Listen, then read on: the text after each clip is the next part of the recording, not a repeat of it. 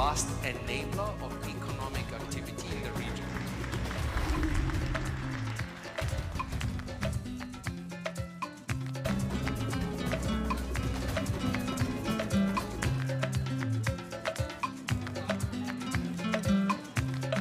This 6th edition of the Namibia International Energy Conference is a platform really for us to take stock of developments in the domestic, in the global and the regional energy landscape.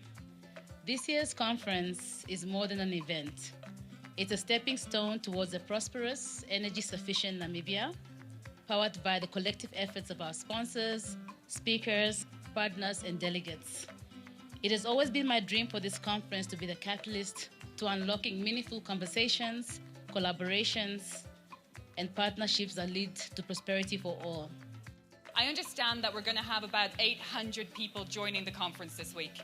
And that is clearly a testament not only to the great work that Selma and Rich Africa have done, also to their reputation and their ability to bring together energy leaders, industry professionals, and those in the room that can fundamentally change how Namibia is approaching the energy going forward.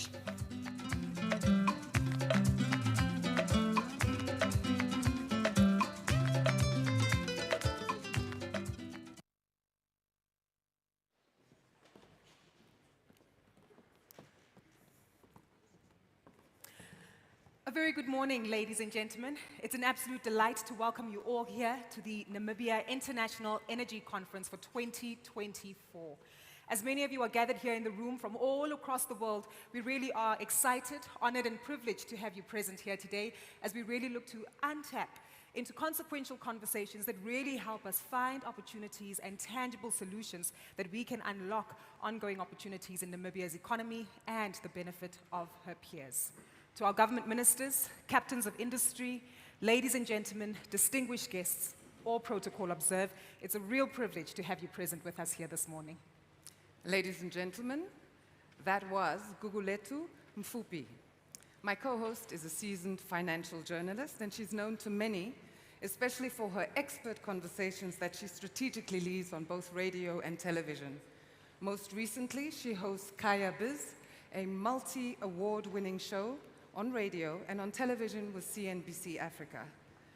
Gugu, Namibia is intensely proud to have you here today, and I'm excited to lead today's proceedings alongside you on this great stage. Please give her a round of applause.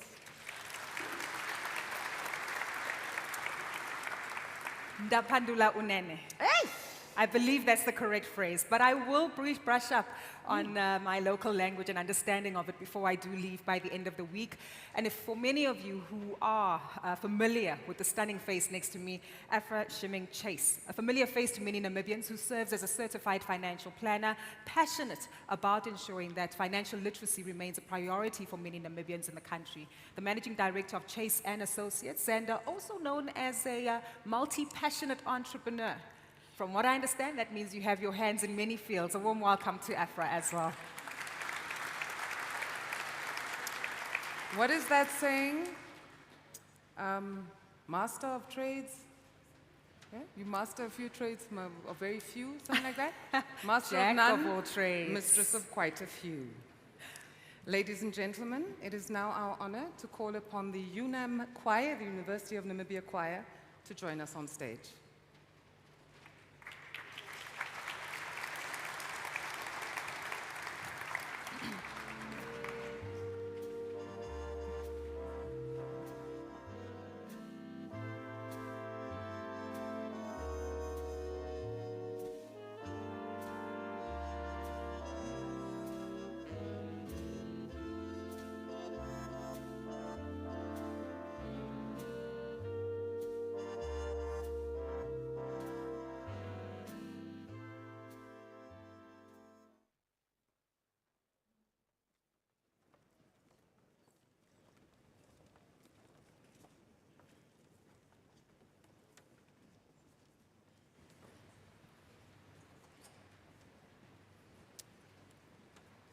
On the 4th, can you all hear me? Loud and clear. On the 4th of February 2024, we experienced the loss of our third president, His Excellency Dr. Hage Gottfried Geingob, a giant of a man, a statesman who spent his lifetime in service of Namibia and particularly in service of the sector. The outpouring of love and shared grief from all over the world still has our hearts warmed. Please rise and join us in a moment of silence in remembrance of him.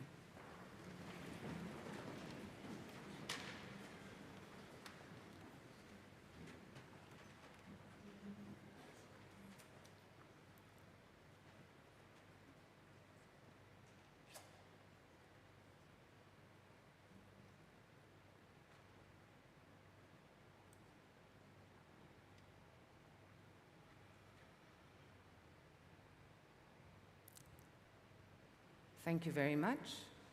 Please remain standing for the National and African Union anthems led by the UNAM Choir.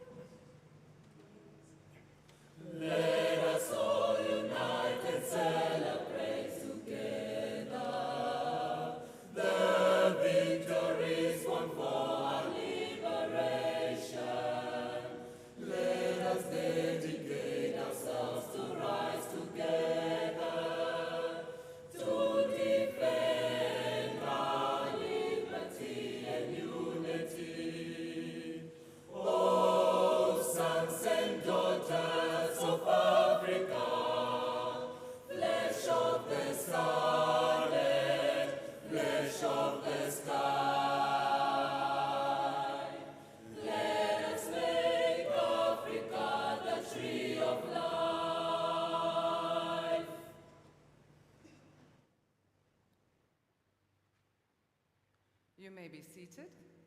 Thank you, UNAM Choir. Let's give them another round of applause.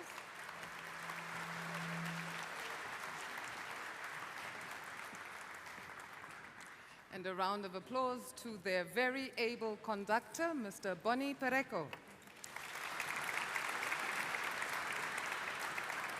As we get into today, just a few house rules initially. Thank you for placing your various devices on silent. I'm hoping mine is, but I'm a little bit challenged with all the various settings as far as technology is concerned with my advanced age, so let's hope I manage this. Please feel free to share widely online, on X, on Instagram, everywhere you can. Remember that our hashtags are basically relative to Namibia International Energy Conference. The website is also NIEC2024.com. We also want you to make use of the active tools that we have available. As the choir was performing, it was formidable to see many of you taking out your cell phones, as you do have them now. Please do make sure that you do log on to the app, which you would have been able to download upon registration. Through the app, you'll be able to access the full updated agenda that we have for today, all speaker bios and profiles, including an opportunity for many of you who are here in the room to actively interact and engage with each other. You can set up platforms for meetings, you can share images and events from today, and of course, look to connect with some of your peers who will be present in the room. And those images will be updated live as we go along. And how do you connect? Please use the Wi-Fi, which is Halliburton Connects NIEC 2024. It is open, no no password required. The restrooms are outside this venue and all over this property. Good luck. Very easy to find, but I must also alert you that we aren't expecting any fire drills today, so should you hear any kind of warnings or concerns around an emergency, please do take them very seriously and ensure that you follow through with the emergency exits that are present here in the room. Thank you, Gugu. So today, ladies and gentlemen, we kick off a dynamic program of speakers.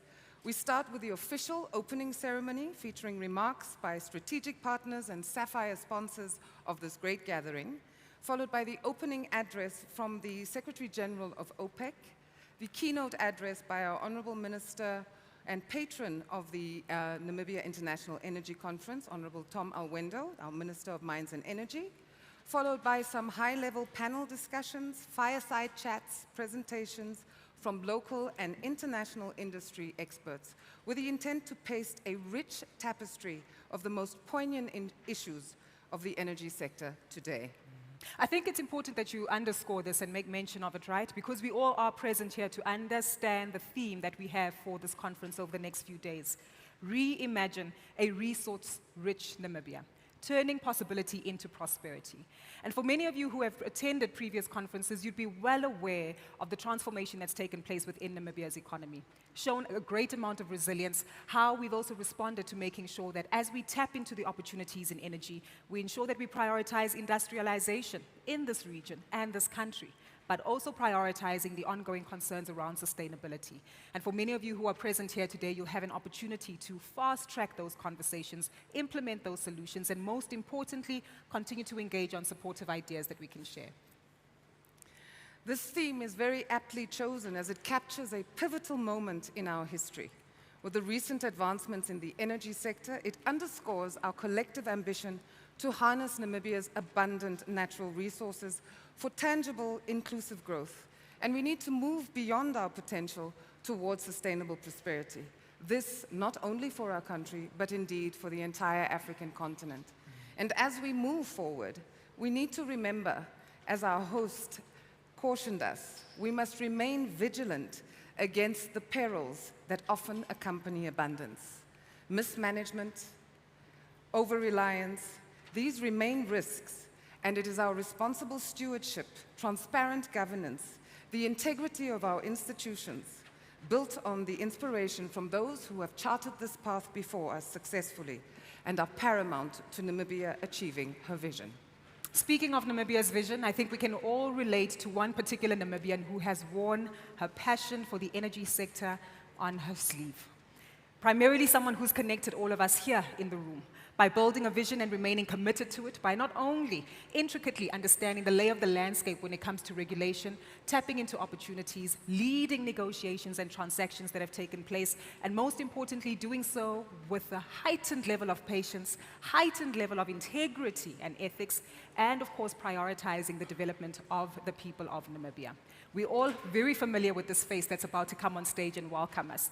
And I believe, in true African style, we need to provide her with a very warm welcome. And as we know, Afra, as true Africans, not only do we applaud when someone comes on stage, but at times there's a sense of ululating. Yes. At times there's a sense of a celebratory mood. And given that this is an energy conference, I certainly think that we need to set the bar quite high in maintaining the energy, setting the tone and the theme, and of course showing acknowledgement and support for one woman who has ensured that all of us here in the room can be great partners in achieving the energy goals of Namibia and the continent overall.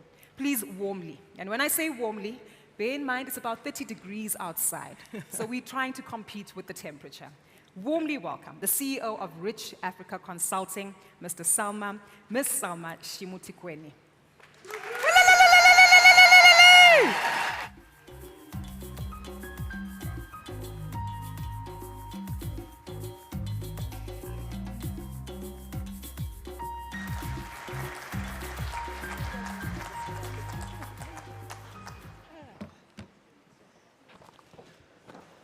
Okay.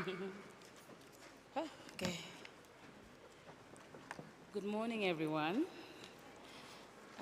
Allow me to extend a warm welcome to our esteemed officials, following protocol, including Honorable Tom Alwendo, Minister of Mines and Energy of the Republic of Namibia, Honorable Cornelia Shilunga, Deputy Minister of Mines and Energy, and our esteemed international guests, Dr. Ben Youssef, the Head of Energy Studies at OPEC, Distinguished Minister Gabriel Banga Obiang Lima from Equatorial Guinea, members of the Diplomatic Corps, leadership of the investment community. Your presence here underscores the importance of our collective efforts in shaping the future of energy in Namibia and beyond. I extend my gratitude to our strategic partner, the African Energy Chamber, led by NJ Ayuk, the Executive Chairman of the Chamber, and our Sapphire sponsors, Chevron, RMB, and Shell, and all other sponsors and members of the media. Your unwavering support is instrumental in realizing our shared vision of sustainable energy development. Ladies and gentlemen, good morning and a warm and heartfelt welcome. Today marks a pivotal moment in our journey towards reimagining Namibia's future, where we aim to transform the abundant possibilities of our resource-rich nation into tangible prosperity for all.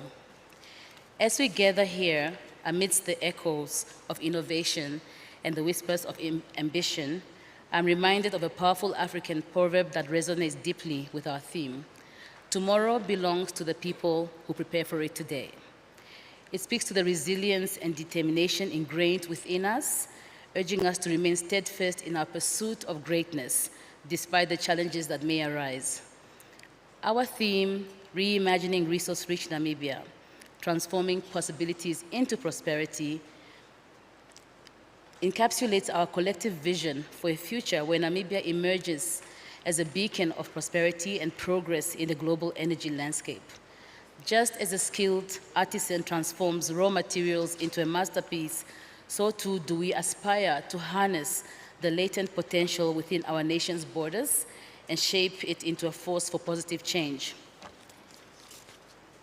I am deeply honored to stand before you today, following in the footsteps of visionary leaders who have dedicated their lives to the advancement of our beloved Namibia.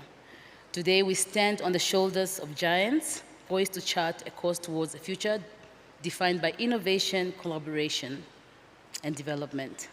I believe that investing in human capital through education and knowledge sharing will lead to development and sustainability. Early exposure to opportunities cultivates fertile ground for future prosperity. Therefore, it is in this vein that we launched the Future Energy Leaders Legacy Program that allows 8 young people to be a part of this journey with us. Thank you to Subsea 7 for contributing to the upliftment of the youth in Namibia.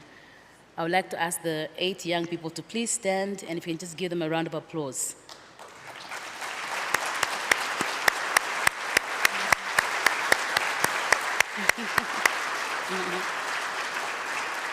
Thank you.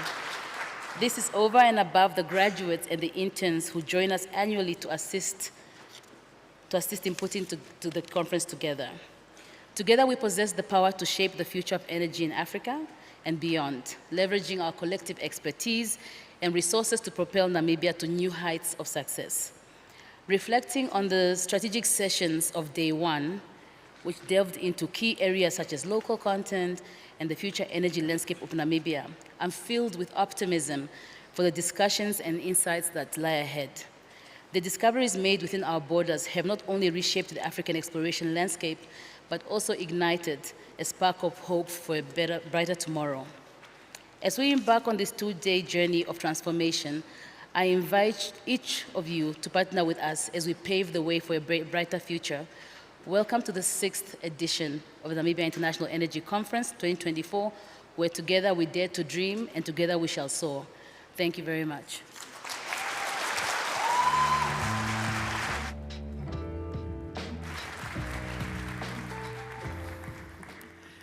Salma, thank you very much for those welcoming remarks. We look forward to our partnership today. And to officially open the ceremony this morning, we have several partners and sponsors who have assisted in the growth and development of the energy sector. Our first remarks will be by the National Oil Company partner, represented by Epson Wanguta, the Interim Managing Director of the National Petroleum Company of Namibia. Allow me a few moments to share around this distinguished professional, a true son of the Namibian soil, who brings his invaluable knowledge, experience, and expertise to the Namibian National Petroleum Corporation as its Interim Managing Director. He's well known to us, having previously served as Deputy Governor at the Bank of Namibia. With outstanding qualifications from well-known educational institutions, he carries a wealth of wisdom and experience from his various roles on national and international boards, where his dedication to advancing economic prosperity and financial matters is nourished. We're also grateful for the partnership with NAMCOR, who is a sponsor of this conference. Ladies and gentlemen, please put your hands together for Mr. Epson Wanguta as he delivers the NOC partner remarks.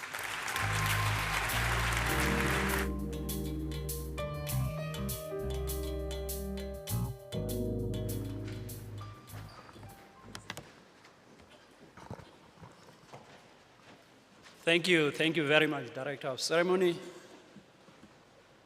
It is really an honor for me to be here. Honorable Tom Aluendo, Minister of Mines and Energy, Honorable Cornelia Shilunga, Deputy Minister of Mines and Energy, His Excellency Gabriel Banga Obiang Lima, the Minister of Mines and Hydrocarbons of the Republic of Equatorial Guinea, our Petroleum Commissioner, His Excellency Haitham Al-Ghais, Secretary General of OPEC, Dr. Björnsef, Head of Energy Studies at OPEC, the distinguished guests, captains of the industry, experts, colleagues, ladies and gentlemen, a very welcome to Namibia. Namibia is a country well known for its cultural diversity, beautiful landscapes. Ladies and gentlemen, welcome to this beautiful country of Namibia. We are now becoming a potential energy hub. Now, as we are talking about energy hub, Namibia is getting well known for its prolific Orange Basin, of which recent oil discoveries hold a sizable hydrocarbon resources. In fact, about 72 hours ago, we at NAMCOR, we released a media statement updating the nation and the entire world of possible and sizable hydrocarbons that has been discovered in the Mopane complex in Pearl 83 with our JV partners, Gulp, which is our operator, and Custos. We are equally excited that our preliminary understanding of the reservoir suggests good porosities and permeabilities, as evidenced by the well-logged results that are exceeding our expectations, thereby also cementing our belief that indeed this discovery is of sizable, is a sizable discovery. I need to admit that for years, NAMCOR has been at the forefront of our country's hydrocarbon exploration. Our technical team has been spending time and hours to understand the data and promoting the country potential. In 2018, we commenced with a project that we call Prospect Inventory.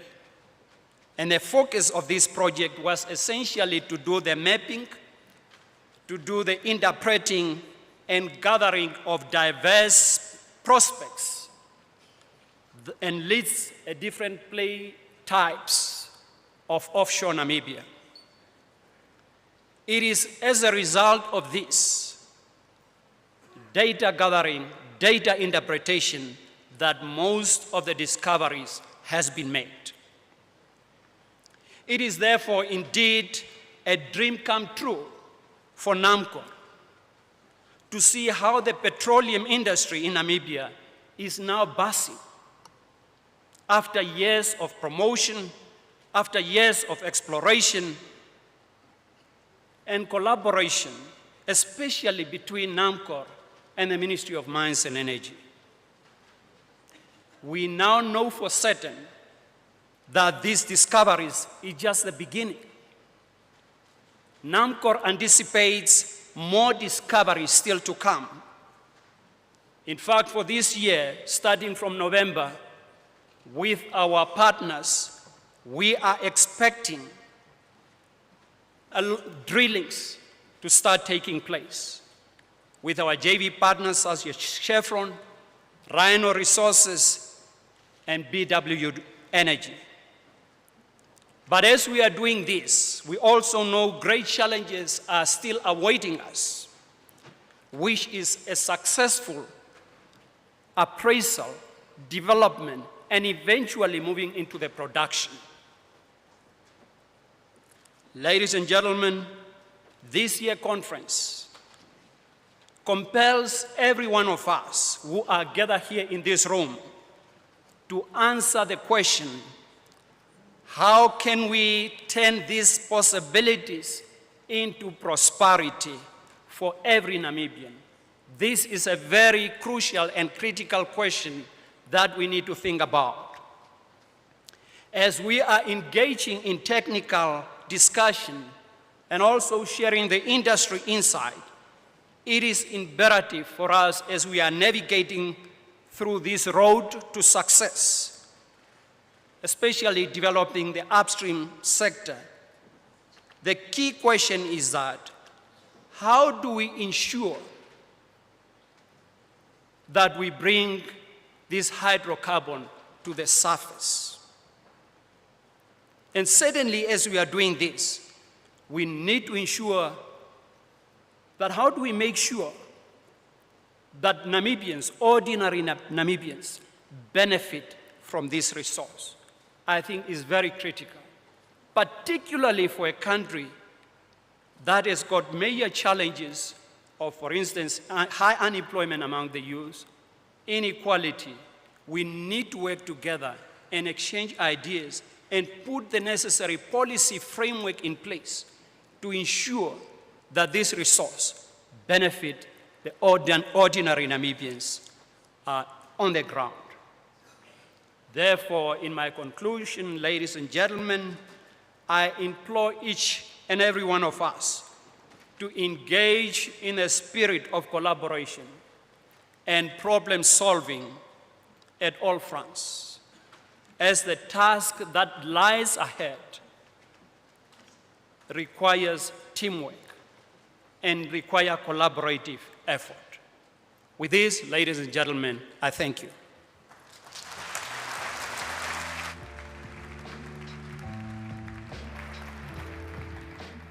Thank you kindly to the CEO of NAMCOR for giving us some insight and, of course, underscoring what it is that we need here today.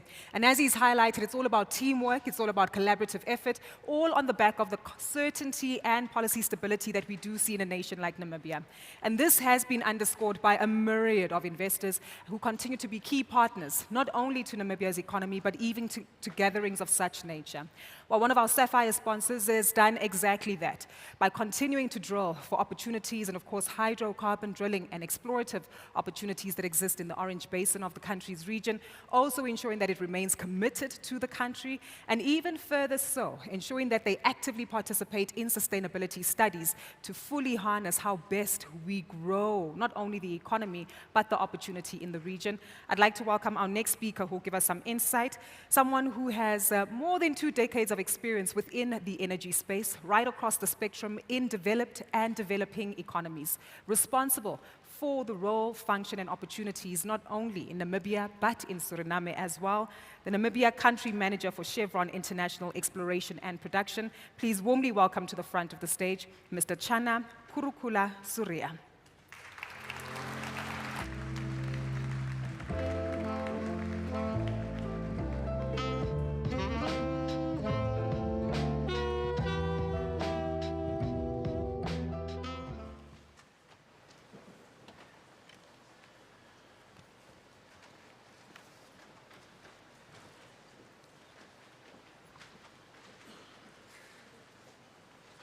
Thank you, Guguletu.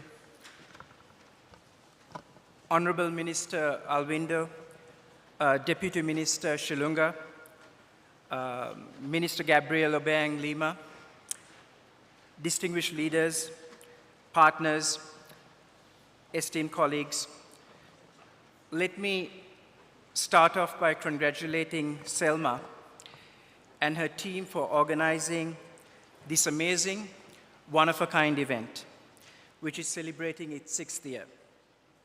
But more importantly, I would like to applaud Selma for being an exceptional ambassador for Namibia. You represent a set of values we can all look up to. It has been a privilege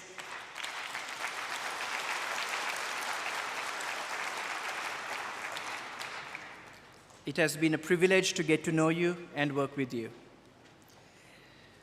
On behalf of my Chevron colleagues in Africa and worldwide, it is my pleasure to welcome you to the 6th edition of the Namibia International Energy Conference. This conference promises to shape and help us understand the trajectory of Namibia's energy landscape. Chevron is excited to participate in Namibia's offshore exploration activities through our 80% working interest in PEL 90, with our partners NAMCO and Custos Energy. We have been warmly welcomed by the government of the Republic of Namibia, the Ministry of Mines and Energy, NAMCO, and all the governmental institutions and our partners who we have engaged thus far. Perhaps, even more importantly, we have been warmly welcomed by our communities, NGOs, bilateral agencies, and civic organizations with whom we've been able to forge some meaningful partnerships, demonstrating our commitment to the communities that host us. I would like to take this opportunity to emphasize a few key points, or truisms, if I may. The demand for energy is growing, and the world continues to demand affordable, reliable, ever-cleaner energy that fuels economic prosperity and reduces energy inequality. This energy demand can only be met if we harness our collective ingenuity to develop all forms of energy, both in the traditional and the new energy space. The type or form of energy the world needs, nor the manner in which an energy molecule needs to be delivered is not a binary decision. To meet the global energy demand, we need all forms of energy. Chevron is committed to delivering on this edict, demonstrated by our significant investments in both the traditional oil and gas business and the new energy space, which focuses on methane management, carbon capture, hydrogen, new energies, and offsets. That said, the draws and the competition on our limited capital budgets is intense. Capital allocation decisions will be judicious and will consider many factors far beyond pure economics. Sanctity of contracts, legal frameworks, collaborative spirit, partnership, and fairness are all attributes that will be carefully considered when making significant investment decisions. And ladies and gentlemen, these are the dimensions that truly set Namibia apart. Let me highlight how thankful we as Chevron are for the partnership and the collaboration we have witnessed firsthand with the Ministry of Mines and Energy. On behalf of Chevron, I would like to take this opportunity to thank the Minister Alwindo, the Executive Director, Mr. Pandey Tindi, and the Petroleum Commissioner, Maggie Shino, for their leadership, constructive partnership, and collaborative spirit. Namibia has a bright future, and this is not an accident. This manifests itself in her talented people, the well-structured institutions, and the leadership vision that makes this bright future a reality.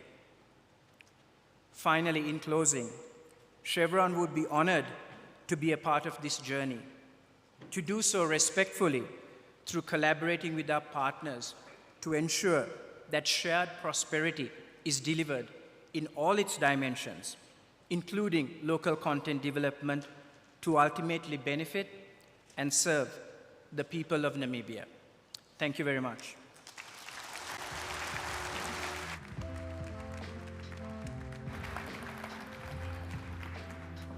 Thank you very much, sir. Truly appreciate the opening remarks that you've shared with us and helping understand how it is really aimed at a shared vision, shared value, and shared outcomes. And I think what we need to underscore there is shared, because what's beautiful about this is that it offers opportunity for Africans to own the narrative, to own a part of how our resources are managed, controlled, and of course, how it is that we are able to extrapolate value from it. And most importantly, what we have seen is that it's when we take ownership of our stories and share them with the rest of the world that we truly can influence the trajectory of the status quo and of course of the future. And one man who has done that, much like Salma, has often shared this knowledge, information, insight, opportunity, and all the plethora of implications in between through his books. He's a best-selling author, someone who has a real bold passion for everything to do with oil, energy, and gas across the continent, and most importantly, has also played a significant role at the forefront of leading and driving transactions, understanding the implications both from a tax, policy, and socio-economic and development point of view. More than that, much like many of you in the room, he's a real connector of making sure that we walk this journey together, and even through some differences and challenges that we might experience, but that the outcome for all remains positive. Ladies and gentlemen, please warmly welcome to the front of our stage our next speaker, who is a strategic partner for our conference here today, the Executive Chairman of the Africa Energy Chamber, Mr. NJ Ayuk.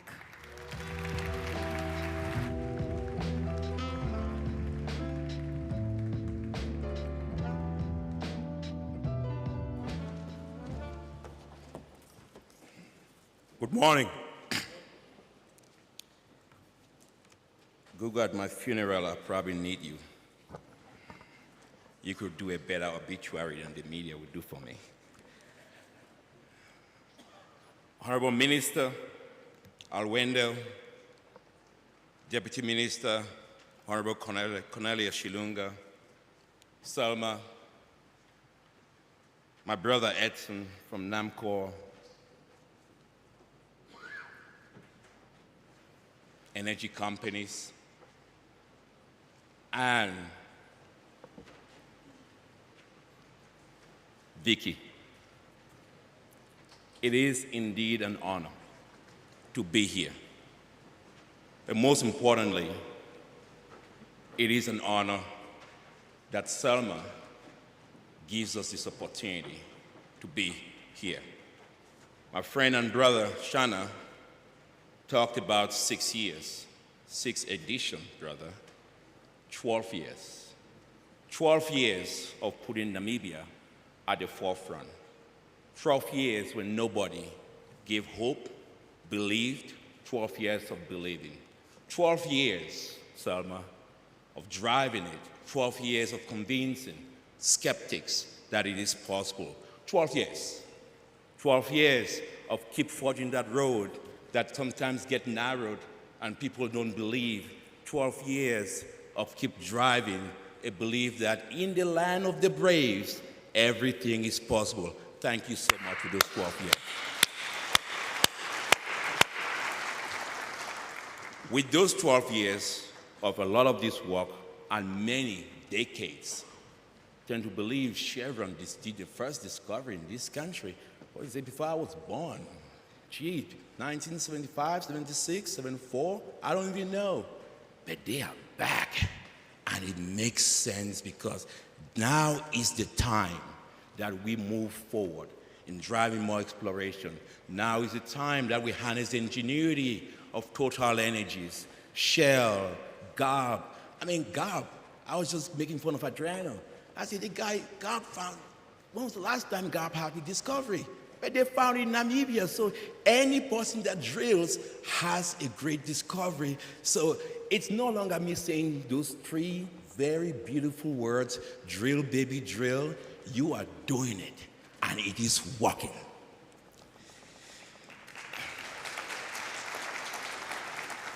Minister, as we go forward, I believe you would hear a lot from this audience. They're going to hold you accountable. They're going to push you. And we're going to ask for better fiscals. We're going to ask for better enabling environment. We're going to ask for sanctity of contracts. And we're going to ask for stabilization. We're going to ask for these tools that is going to make these energy producers drive up this development and really happen. And what's beautiful about this industry is that it works in collaboration, it works in partnerships, brings best practices that have been acquired from different places. Whether you look at Exxon with what it's doing in Guyana and looking at how they could rally those stories, but also what we do when it comes to empowerment. You know, the idea of empowering citizens, it should be at the core of this industry. And that's why it's really important that we recognize Namibians that have been at the forefront, not just Selma. I always make fun of one Namibian that I will meet everywhere around the world. He would be the last person in the room. He kept driving, he kept believing, kept saying that we have asset, we have potential, and we hope it happen. Where is knowledge? Knowledge, stand up. Where is knowledge, Gatti? That's knowledge. He kept believing. He kept driving this country, and we must give credit. The idea that in Africa we always spend time knocking us down, we always spend time kicking us down, it's wrong. We need to believe and lift your people up. This is time for Namibians to believe in themselves. Stop tearing each other down. Lift them up. Lift them up. I remember being in the United States in the old Negro anthem. They said, lift every voices, lift every Namibian, that you may all drive this industry and progress and stick together and work together and struggle together and produce and get those good God-fearing jobs that will make each one of you be better. Because it's not about local content, it's not about handouts, it's not about NGOs telling you that they have the best for you. It is that for those markets, limited government, dignity, and the good dignity that you find in work, in a job, and that prosperity comes from that. That's when families work. That's when this industry works for all of us. And nobody could have done that besides Marcio Melo, that kept believing in this country. And you all could look at Marcio. He's crazier than me, but he believed in the geology. Thank you, Marcio. Thank you for everything. And I'll close with this. We are going to push and drive, and I think the energy industry knows very well how to get local content or content, I would like to say Africa content or Namibian content done. But it's going to take everybody to work with this. But integration without preparation is frustration. each one of us is going to have to do its part. So keep moving.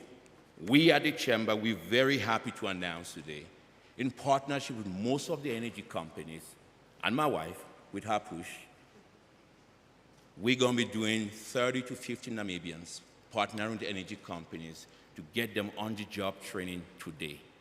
The move towards first oil starts today. Don't you back down, stay strong, network, keep walking, never, ever bet against the land of the brave. Thank you so much.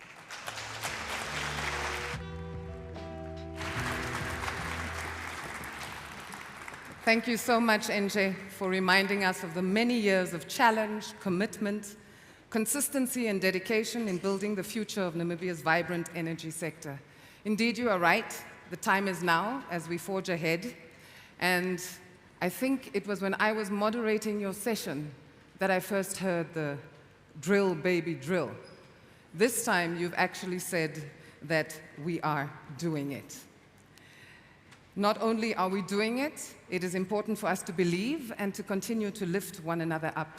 And I love your reference to lifting every voice as we continue to push for local content. And let's be reminded that integration without preparation is frustration. Another Sapphire sponsor this morning, ladies and gentlemen, is the RMB brand, which is the corporate and investment banking division of the First Rand Group in Namibia. This group is led by Mr. Philip Chapman, the Chief Executive Officer of RMB Namibia, and this Sapphire sponsor is providing strategic leadership to deliver shared prosperity for Namibia's long-term sustainability. Ladies and gentlemen, please welcome to the stage for his remarks, Mr. Philip Chapman.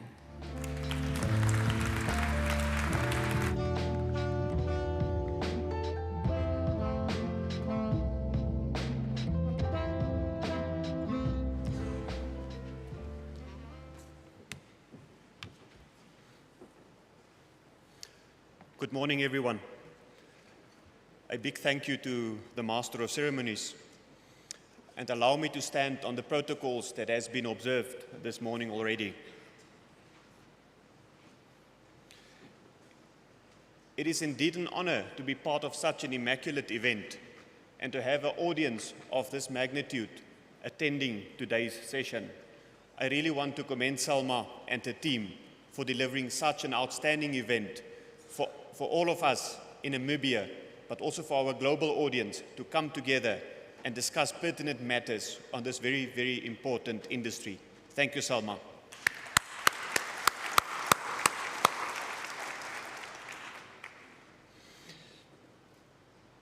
Please allow me to briefly introduce RMB Namibia and as part of the First Rand Group. On the screen you will see we are a diversified financial services group operating across the continent, but particularly here in Namibia. We have RMB, which is our corporate and investment banking brand, where we support investments and major corporates in Namibia. We also have the FNB brand, which is our brand which supports the retail and commercial banking business in Namibia. And I wanted to at least create some clarity as we get some questions as to who is RMB, who is FNB, and who is First Rand. So hopefully after today, you will have a bit of a better grasp as to where RMB fits. We have offices in 9 African countries.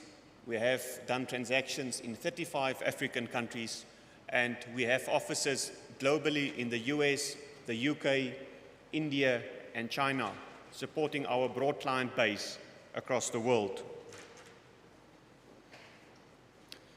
So now that you know who we are and what we do, you'll probably ask, why is RMB sharing the stage at the Namibian International Energy Conference? While there are many reasons for this, we have one very pertinent reason. And it is that as RMB, we have a vision to build an enabling and long-term sustainable Namibia, a Namibia which will serve all of her people now and in generations to come. The announcement of the significant hydrocarbon finds over the 12 to 18-month period, as well as the insights being shared at this conference, all points to a new economy that is rapidly developing. This new economic development calls for action from all of us to develop this in a way that will benefit Namibia and its people. We need a collaborative approach. We need corporates, we need banks, we need local content, smaller SMEs, and individuals in Namibia to all take up this baton, to play their rightful role in developing the oil and gas and energy industry in Namibia. RMB has been a key enabler in developing other sectors over the past 3 decades. We trust that we can do the same by enabling you to develop your business in Namibia at the greater benefit of Namibia as a whole. I conclude by saying RMB is committed to the energy development journey, but the African proverb states, if you want to go fast, go alone. If you want to go far, go together. Let us go together as partners to build a long-term sustainable Namibia. Thank you.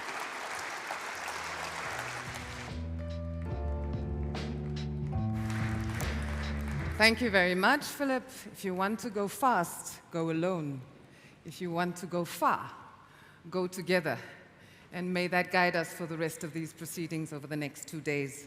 Our final opening remark is from the country chair of the Shell Exploration and Production Company in Namibia, indeed a Sapphire sponsor, Mr. Eduardo Rodrigues.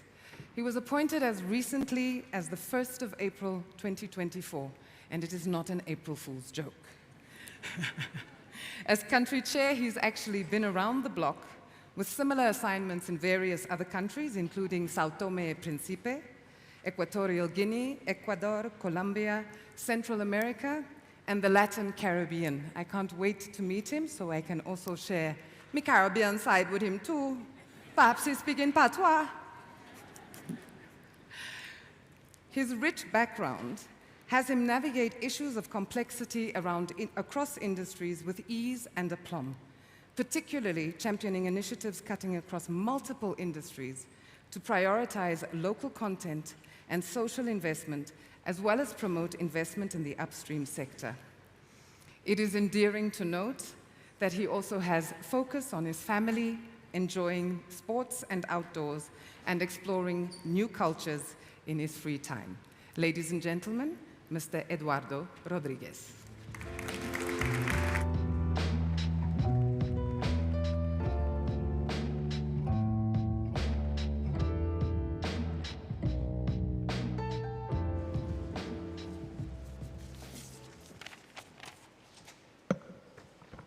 Thank you for that very warm welcome. Honorable Minister Tom Alwendo, honorable ministers, distinguished government of Namibia, distinguished guests, colleagues, new friends, old friends, and my new Namibia family. Thank you and good morning to all. It is an honor to be part of this event and to join many esteemed representatives of the energy sector here in Namibia and around the world. And it's wonderful, too, to be in this beautiful setting. It is certainly, for me, unlike any other conference I have attended. And Selma, all I can say is, wow. This is unprecedented. I haven't experienced it. I'm overwhelmed. And to the support that the Ministry of Mines and Energy has given to this event. As a Latin American, Africa has welcomed me in the last 6 years, and now Namibia is giving me a warm welcome. And as a Latin American, Africa, we relate a lot. We relate a lot because we have similar challenges. We have hardworking people that want to make our region a better place, and we are hardworking and most importantly, we're full of passion. So Namibia has shown me that warm welcome in this is my third week in Namibia, and I'm very proud to be here and hopefully contribute to the progress of this great nation. As I settle into my new role as Shell Country Chair in Namibia, it is clear to me what a special country it is, and it's a privilege for me to lead Shell business in the country. And I could not pass this event without mentioning my dear friend and colleague, Dennis Sekbel, former country chair for Shell Namibia, and he's here today with us. And I'm sure many of you know him well, as all my engagements, his name has come up. Dennis certainly was instrumental in what we have today in Namibia, and for sure, the reason I stand here in front of you today. Dennis, thank you, and welcome, and this is your home.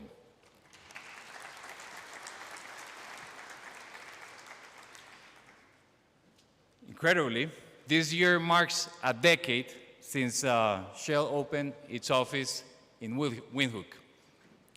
And these last 2 years have been particularly active, to say the least. Together with our joint venture partners, Qatar Energy and Namcor, we have worked at an unprecedented pace and scale to understand our license, both the volume resources in place and the commercial potential. Since drilling of our first well, Graph, end of 2021, which established a working petroleum system, we have drilled 6 exploration wells, 3 appraisal wells, and completed 2 flow tests. The most recent activity, we are concluding the exploration well Enigma, being this a further discovery. This pace is thanks to the Ministry of Mines and Energy and those collaborating with us, our partners, including Ochfeld Drilling, who have been operating our rig, the Deep Sea Bolsat, which is the rig we have been using so far. Together, we have been able to safely operate year-round with top quartile drilling performance and across comparable industry benchmarks. Today, in fact, and this is not a coincidence, we mark 500 days of Goal Zero. What is Goal Zero? It is Shell measure for safety with no harm to people and no harm to the environment. Key industry benchmark for all that we're sitting here.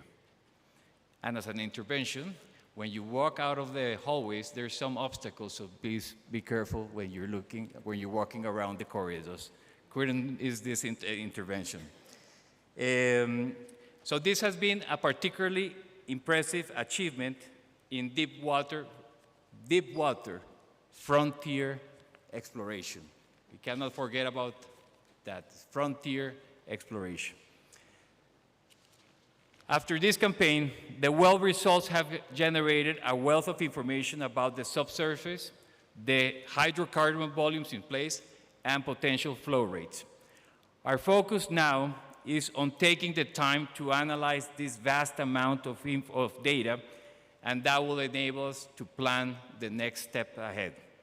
In Shell, we bring world-leading capabilities in deep water in this task. Years of experience and expertise of projects all over the world are crucial in enabling us to polarize quickly and ensure all development options are being considered. But, of course, we must be humble. Namibia is a frontier location, and we are all learning about the unique geology and the recovery potential. And this proverb was mentioned before, but I think it's key, and the more we repeat, the better it is. It reminds me of the old African proverb: if we want to go fast, we go alone. But if we want to go far, we go together. Exactly. There is no fast track here, but we must move at pace, and rest assured that that's what we're trying to do with our operations in Shell. To fully understand the potential of this opportunity, we must work together. It requires all of us here today to collaborate, to learn from each other, to bring the best of each of us has to offer, and to help realize the potential of a future oil and gas industry. Our joint venture is strongly committed to maximize local employment opportunities by supporting local supply chain, prioritizing local goods, services, and skills, and of course, to work hand in hand together with the government on a sustainable local content strategy. We will ensure that local content continues to be a priority on all the future operations that we do in Namibia. I also want to highlight the government creating an enabling environment in which we can invest with confidence. Stability, predictability, good governance, and rule of law, all items mentioned by NJ and my colleagues, do not happen by accident. They are the foundation pillars of an environment where business, government, society can work together to benefit of all. A very important asset of the Namibia investment case. Oops. Lastly, I want to, as well, recognize the work of organizations like Petrofund, NAMPOA, and the Namibian Investment and Promotion Board, NIPB, whose leadership makes such a difference. In my short time in Namibia, your best practice is clear to see, and I applaud you for it. In closing, I want to emphasize something that has been repeated, and it's of great satisfaction that we hear everybody aligned with one agenda. But of all this keynote, there are three concepts that I want to emphasize and highlight. The word together, learner mindset, and Namibia investment case. If we all, and I mean all, work together, and every problem and challenge that we face, which we will face many, we will have discussions, but we approach it with a learner mindset, and we never lose the concept of maintaining the Namibia investment case that has been achieved until now, our probabilities, our possibilities of success will increase significantly for the benefit of all, and most importantly, for the benefit of the country of Namibia. Thank you very much, and have a wonderful Congress. Look forward to engaging with everybody. Thank you very much.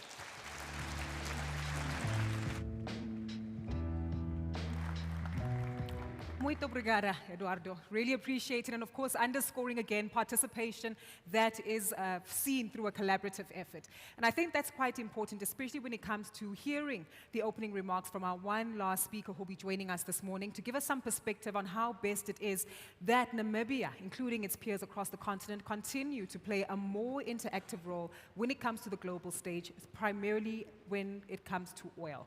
And this does boast on the conversations that were highlighted today, especially not only the competitive nature, but the collaborative efforts that certainly do take place in the Mopani field, whether it's Shell, Chevron, of course, many other peers within the market, including the likes of Gulp Energia. All of these really do speak to the oil discoveries that we've seen.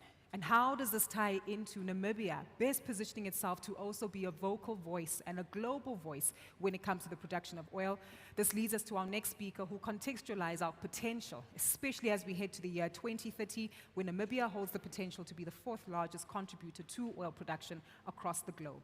Our next speaker, ladies and gentlemen, joins us via a pre-recorded conversation and address. Please turn your attention to the screens as we engage and hear from His Excellency Haitham Al-Khaj, who's the Secretary General of OPEC.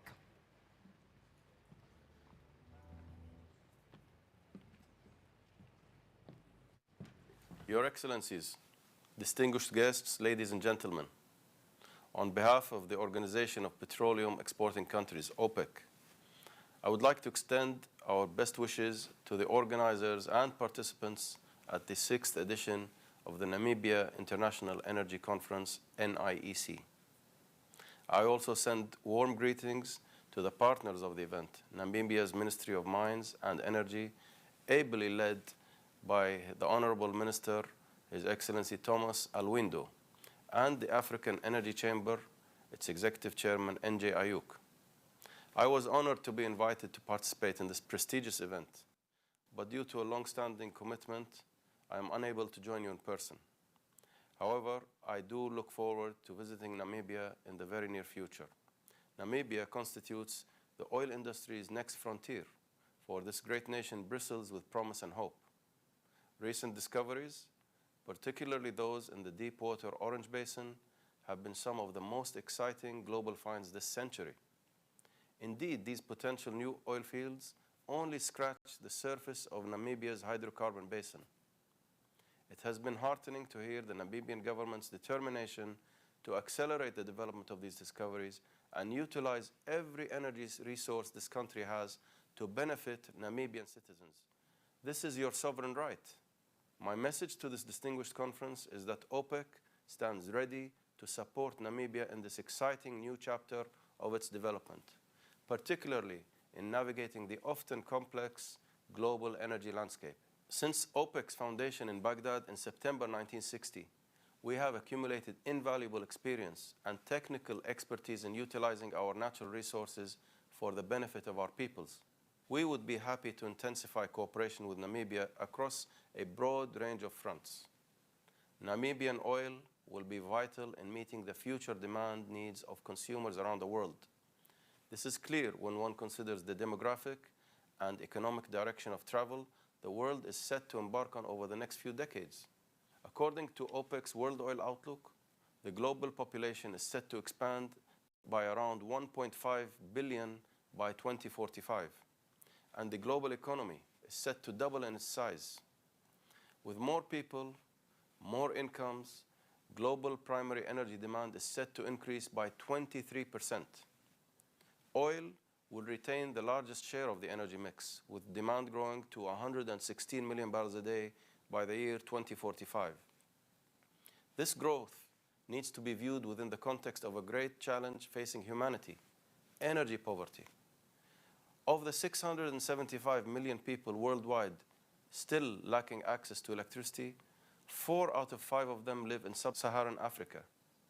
Moreover, we believe that these benefits can be harnessed in tandem with addressing climate change concerns. Regarding the last point, OPEC believes multiple pathways adjusted to national and local circumstances will be necessary as governments seek to balance concerns regarding emissions reductions, energy security, and sustainable development. Technological innovation will be key. Hence, OPEC member countries are investing heavily in hydrogen projects, CCUS, CCS, and direct air capture facilities, in addition to the circular carbon economy. Ladies and gentlemen, distinguished guests, the full potential of Namibia's natural resources can only be realized with adequate levels of investment. The government has identified this as a national priority. It is a priority that OPEC shares. According to the WOO, our World Oil Outlook, oil investment requirements total $14 trillion by the year 2045. Our organization is determined to do what it can to create an investment-friendly climate in the industry globally, and we hope that Namibia can reap the benefits thereof. To conclude, OPEC has 3 key messages for this conference. Number 1, as believers in a bright future for the oil industry, we are enthused by the discoveries in Namibia. Namibian oil and energy will be essential in meeting future demand. Number 2, we are excited about the potential of the Namibia-OPEC partnership and stand ready to offer support at this crucial juncture. Number 3, we encourage potential investors to look at Namibia and the abundance of possibilities here. Again, my thanks for this invitation to address the conference. OPEC is delighted to be associated with this event and to strengthen relations with your great country. Thank you.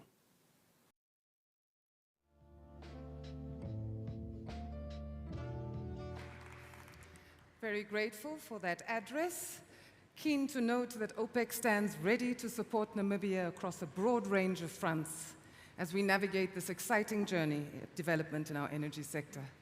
I'd like to recall his 3 messages that they are enthused by the oil discoveries in Namibia, excited by the potential of partnership between OPEC countries and Namibia, and encouraging investors to have a look at our nation. Ladies and gentlemen, with that, it is time for our keynote address by the Honorable Tom Alwendo, our Minister of Mines and Energy. He heads the state's lead agency for attraction and promotion of private investment in resources exploration and development, and has been doing so deftly and adeptly since 2018, when he was appointed by our late President, His Excellency Dr. Hage Godfrey Geingob. He has served this nation in varying capacities over the years, with extensive economic experience gained as the first Namibian governor of our central bank in the late 90s to 2010. He applauds Namibia for her remarkable progress in a relatively short period of time across her energy value chain, highlighting her potential to become a global energy hub. And he has been quoted as saying, and we agree, that the time to invest in Namibia is now. I was particularly heartened to read his other beliefs, which kind of echo what both Mr. Wanguta as well as Mr. Rodriguez have brought to our attention or reminded us about: working together, having a learning mindset, and maintaining the Namibian investment case. I quote, he says, "With ordinary talent combined with extraordinary perseverance and buttressed by meritocracy, all things are achievable." Ladies and gentlemen, Honorable Minister of Mines and Energy, Mr. Tom Alwendo. Thank you very much. This is Mr.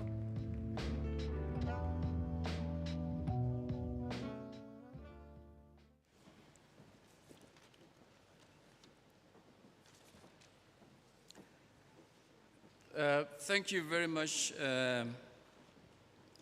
Afra and Guguleto, the directors of this morning's proceeding or conference.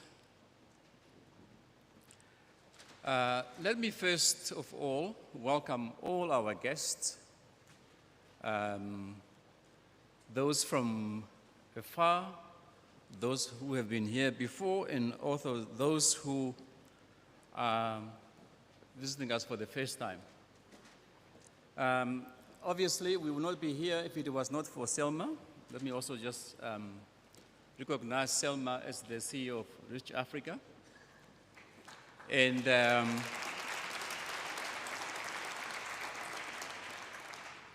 even before I say anything, you are clapping already. Selma, I'm actually starting to think that shouldn't we maybe swap places? With all these accolades we are getting, maybe I wouldn't mind to swap places with you, but really just to thank you for what you were able to do over the years, And NJ says, 12 years. But certainly, I think we cannot miss but to thank you, to say, look, we really actually have come a long way to be where we are today. I also want to recognize the excellencies, ministers that might be here, excellencies, members of the diplomatic corps, my brother minister, Gabriel. I haven't seen Gabriel. Gabriel, yes, there he is. So welcome to this conference again. So let me really honestly just thank all of you for being here this morning, and also let me thank my deputy minister also being here. You can see I'm not really good at protocol things. I should have just said all protocol observed, and that should actually have finished the whole thing. But to welcome all of you to be here this morning, as it was already said, this is really an excellent opportunity, I think, that is really provided to us by Rich Africa in order for us to celebrate the work we are doing to grow our energy industry. As you can, of course, see, it is really a private sector-led event that brings us all together to collaborate in meaningful conversation that might not otherwise have happened. And I can really see, I think, the participants, I think, is probably much more than what we did have in the previous events. We are greatly also, for example, to have heard the OPEC Secretary General to give us his message about what he thinks about what we are doing in Namibia. And I want to thank him for this message. And also just to ask Dr. Benyunef, Head of Energy Studies at OPEC, to please pass our thanks to the Secretary General for having given us that message. Now, it is probably really an understatement if we say that we are at the dawn of an energy revolution that will transform the Namibian economy. The oil discoveries in the Orange Basin suggest the biggest oil yield ever found in sub-Saharan Africa. And it's very, very exciting. But I must also hasten to add that we are still assessing the commercial viability of these exciting finds. However, we are confident that the early projections will prove accurate, and that we need to prepare for a hydrocarbon bounty that will turn Namibia into a major oil and gas producer. It is also our belief that there is still so much to be discovered, both in the Orange Basin and in other locations. For example, Namibia's offshore Walvis, Luteris, and Namib basins hold tremendous promises, yet are mostly unexplored. And I'm happy that, most of you are looking for those opportunities. So certainly, I think as NJ did say, we certainly still have got a large area that is still unexplored. So we are open for business, and it's our resolve to keep Namibia attractive for investment. Because it's only through investment, especially private sector investment, that we will turn our oil and gas opportunities into prosperities, as is the theme of this conference. However, the investors we seek to attract are those who agree that the investment must result into a mutually rewarding relationship that benefits both the Namibian people and the investor. And the savvy investor will understand that investing in a developing country like Namibia provides a much greater return on your investment. And this is so because not only will the investor earn a return on his investment, but the investment in itself would have assisted to transform the economy into a more complex and dynamic one in which we all want to operate, something that will better serve humanity as well. It is therefore the savvy investor we would like to attract to our shores, and not really a knight in a shining armor who is coming to rescue us from a situation of hopelessness. Ladies and gentlemen, you also would agree with me that any discussion about a burgeoning Namibian energy sector would not be complete without a tribute to our illustrious leader, late President Hage G. Geingob, whom we tragically lost on the 4th of February of this year. And may his soul continue to rest in eternal peace.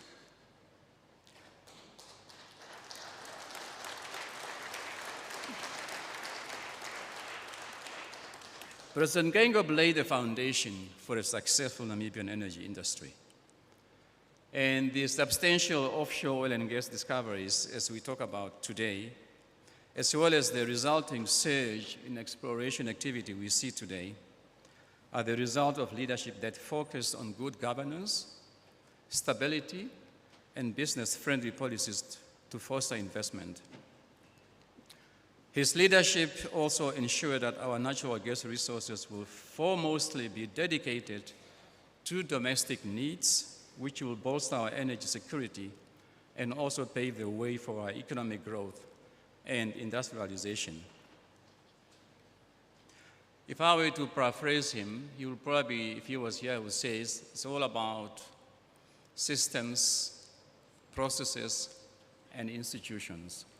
It's not about one person, it's about having good systems, having good processes, and having strong institutions to make sure that we deliver on this promise. Likewise, we must thank President Geingob for our rapidly developing green hydrogen sector. As you all know, we have an ambitious green hydrogen project that we have been carrying for the last 2 years, which will lead to even more jobs, more business opportunities, and access to energy, especially electricity, for all Namibians.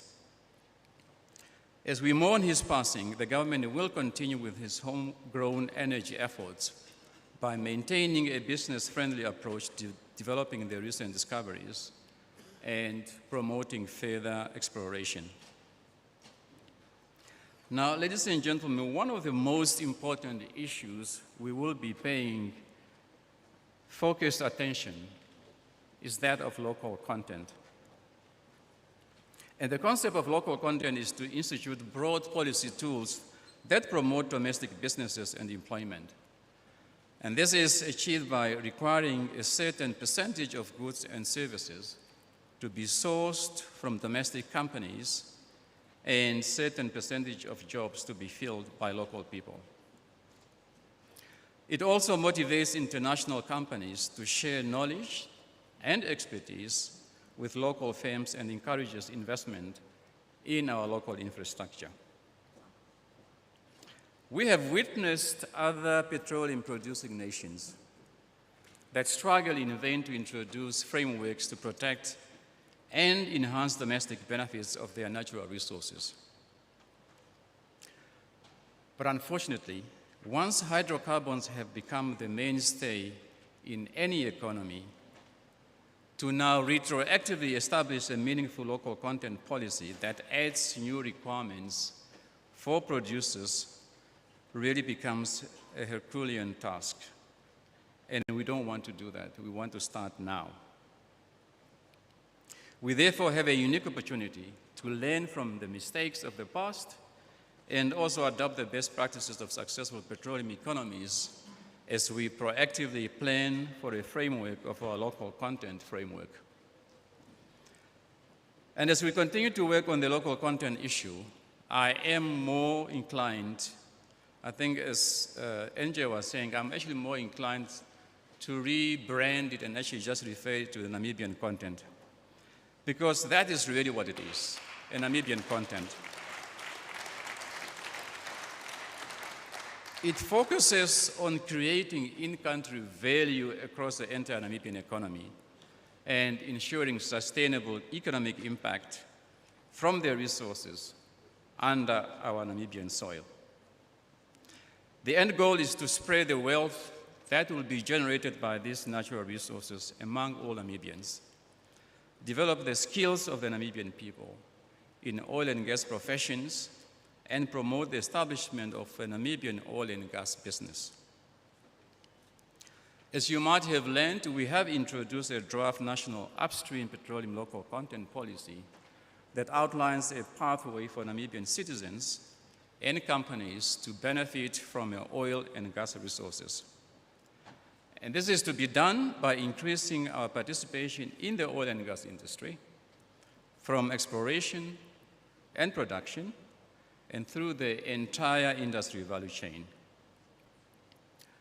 To ensure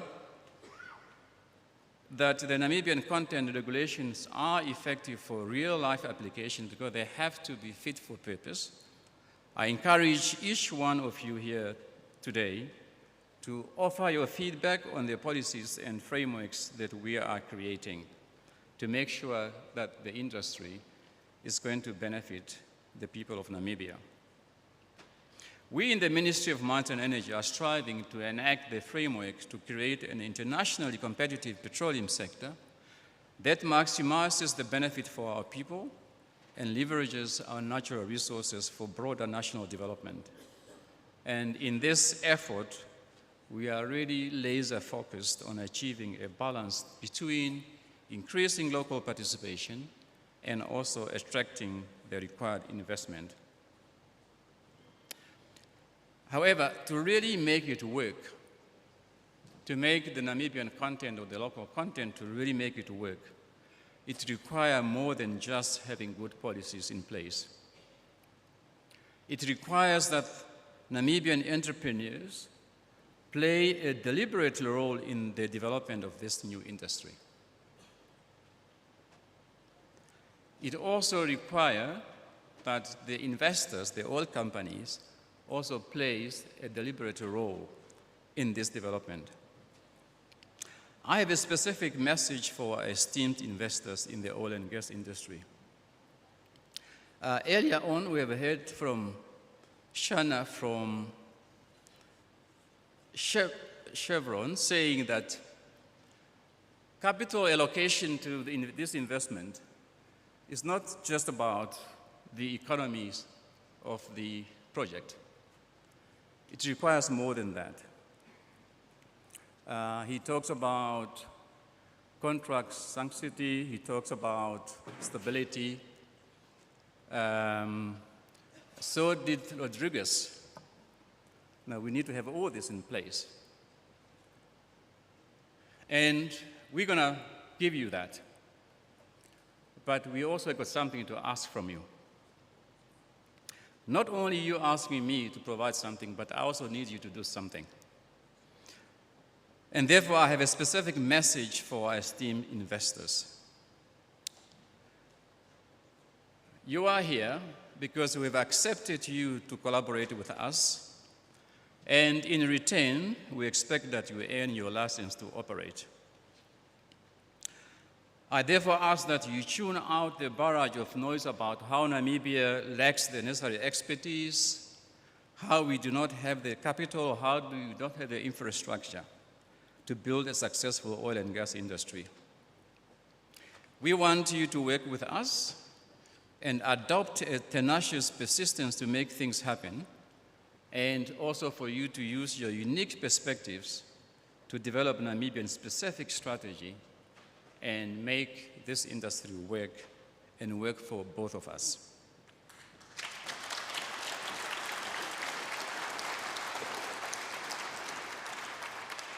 To those who have made commercial discoveries, we want you to fast-track field development for all discoveries. Although I do consider myself a pragmatist, the fact is that we need the resources out of the ground for the oil and gas industry to flourish. And as long as it's still in the ground, we cannot talk about having an oil and gas industry. We need to develop plans now to speed up production as soon as the discovery are determined commercially viable. And for you to play your role regarding the Namibian content, it will also be necessary and a requirement for you to submit to us your annual capacity building and Namibian content plans. I am alive to the fact that our local content policy is still in a draft form. However, that's not a good reason for you not to have the Namibian content plans in place. That is the message to our esteemed investors. I also said this can only work if you also have got local entrepreneurs who are going to play a deliberate role. So I also have a special message to the Namibian entrepreneurs that wish to participate in this oil and gas sector. First and foremost, let us guard against creating any sense of entitlement. And you owe me something. You owe me something attitude. Entitlement is a belief that I deserve something without really making sure that I deserve it. Let us accept personal responsibility for our successes and our failures, because there are going to be failures. There are going to be reverses, but let's own that. Nobody else has anything, so do not expect to receive handouts on a silver platter. No one is going to hand you projects and jobs simply because you are a Namibian. You need to be ready. You need to collaborate. You need to compete. You need to earn it. It is the case that oil and gas is a new industry for us, and we all take that. So we don't have the experience, for example. But that should not deter us. It should not dishearten us. On the contrary, it should really embolden us to acquire as much industry knowledge, to acquire as much training and insight as possible, and do it now so that we are ready to jump right in. Let's be proactive and innovative in how we prepare ourselves for the upcoming challenges. I have another message, and this message is for all the stakeholders in the oil and gas sector. That includes policymakers, it includes oil companies, it includes entrepreneurs, it includes non-government organizations. And this is to say that let us all promote transparency and good governance in all our dealings. This will be necessary for us to ensure that Namibia remains the desired destination for this needed investment, and that we build a reputation as a solid business partner. And we want to be that, to be a partner, but we also, as I said, we also want you to be our partner. Now, ladies and gentlemen, as we contemplate our future as a hydrocarbon producer, we also recognize the global climate change issue. There are those, of course, who argue that the global push towards green energy makes Namibia's oil and gas dreams a moot point. Naturally, we share the goal of getting to net zero. However, we must do so in a manner that does not impede Namibian content development, in a manner that does not impede or exacerbate local energy poverty. Namibia, like our fellow nations, African nations, deserves a transition to renewable energy that is not hurried or forced into others' timetables. We deserve a transition that factors in our goals, that factors in our concerns and our priorities. We need an energy trust strategy that promotes and protects the well-being, that of our citizens, and also that of our economy. We deserve an energy transition that takes a pragmatic approach to resolving energy poverty by making our own natural resources as part of that solution. We are, however, happy to note that recently, when people discuss the energy transition, there has been a refocusing on the realities of people living without energy. The reality is that what is needed is a reliable and affordable energy. What is needed is an energy that is accessible to hundreds of millions of people without access to energy, thereby improving their livelihoods. As I conclude, ladies and gentlemen, I just once again want to thank all of you for attending this energy conference. I know you are here for oil and gas, but Namibia not only offers investment opportunity in oil and gas only. So I want you to have an agreement with me that you are all going to stay for the next 5 days so that you can go out of Windhoek, the capital city of Namibia, and actually look for other opportunities. You'll be surprised what you're going to find. So all of you, especially those of you who are here for the first time, I want to have a contract with you that you are going to spend 5 days extra so that you can also investigate what Namibia has to offer. So I look forward to great things as we work together to turn possibilities into prosperity, to do so in Namibia, by the Namibians, and for the Namibians. And I thank you.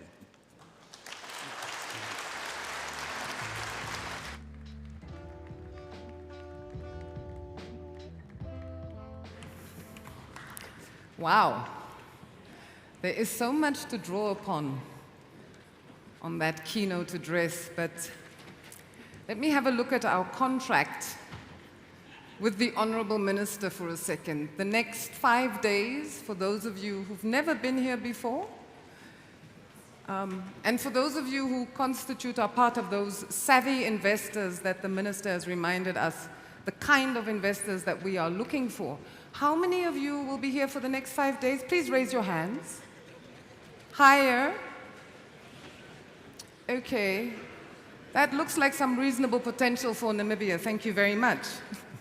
Honorable Minister, I truly appreciate the reminder to us all that we all have a deliberate role to play. Whether you are an investor who should guard yourself against a sense of entitlement, and thank you for calling a spade a spade.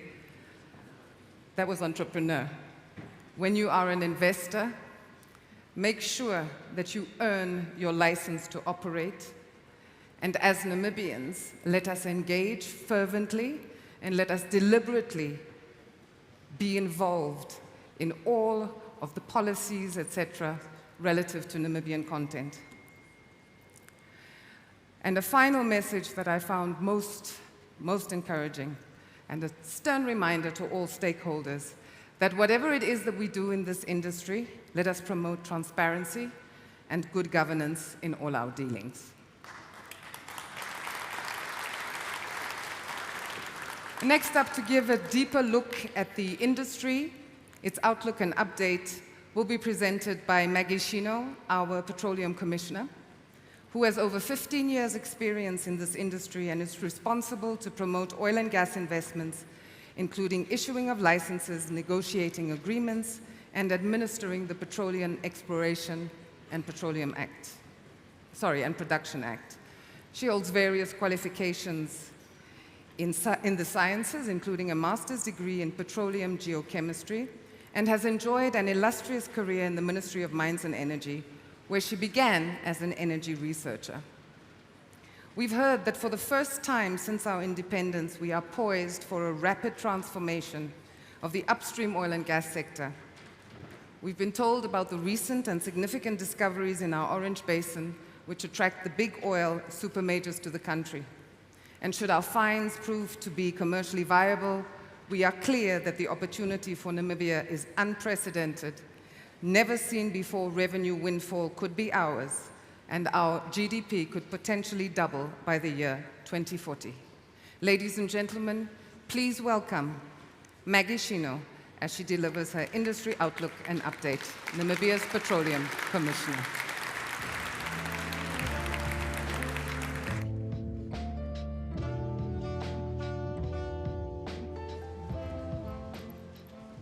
Thank you very much for Shiming, for those introductory remarks. You do justice. You definitely do justice. Ladies and gentlemen, it's a pleasure for me to stand here and see you all in the land of the brave, and never an easy task to speak after the politicians. I'm gonna try, but it's not gonna be an easy task to speak after Honorable Alwendo.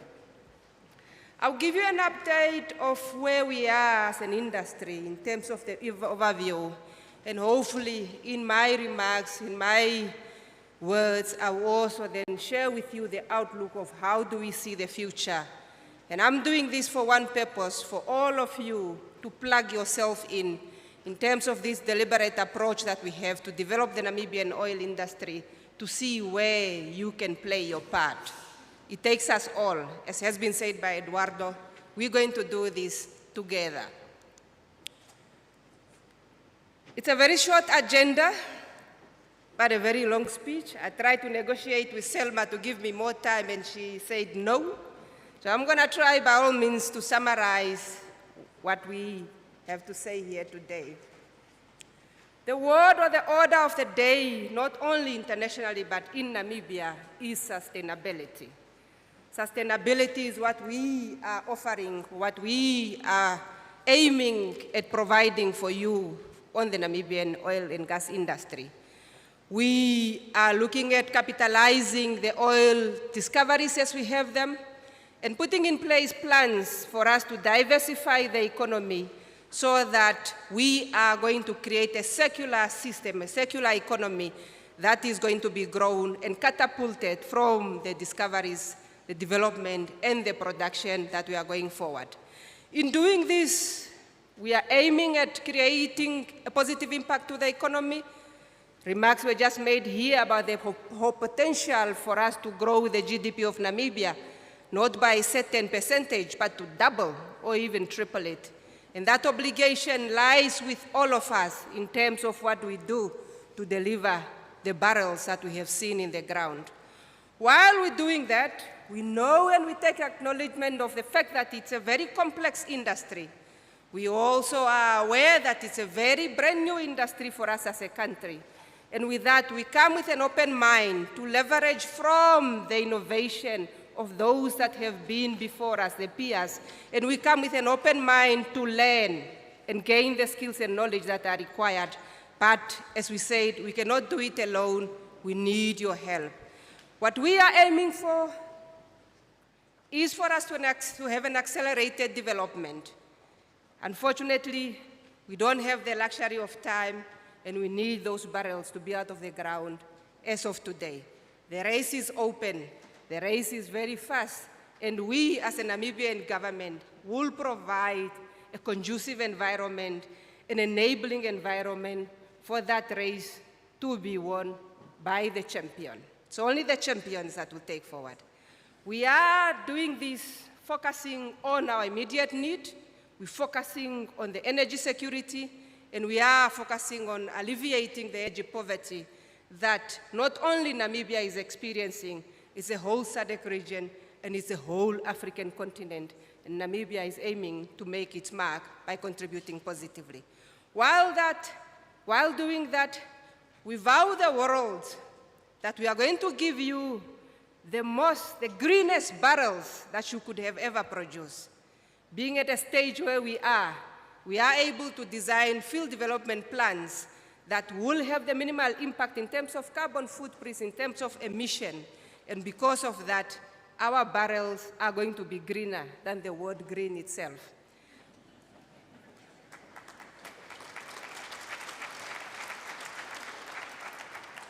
In doing so, we're creating a circular economy, and we are providing fossil fuel that will be an enabler for Namibia to also contribute positively to the renewable sector. We will fuel the production of raw and critical mineral elements that are in abundance in Namibia, and with that we are going to do with a just and equitable energy transition, and as I always say, which will be done at the Namibian pace for the Namibian people. We have always said that we're looking for the heads. We are looking for the elephants, and it's evident today that the herd is growing.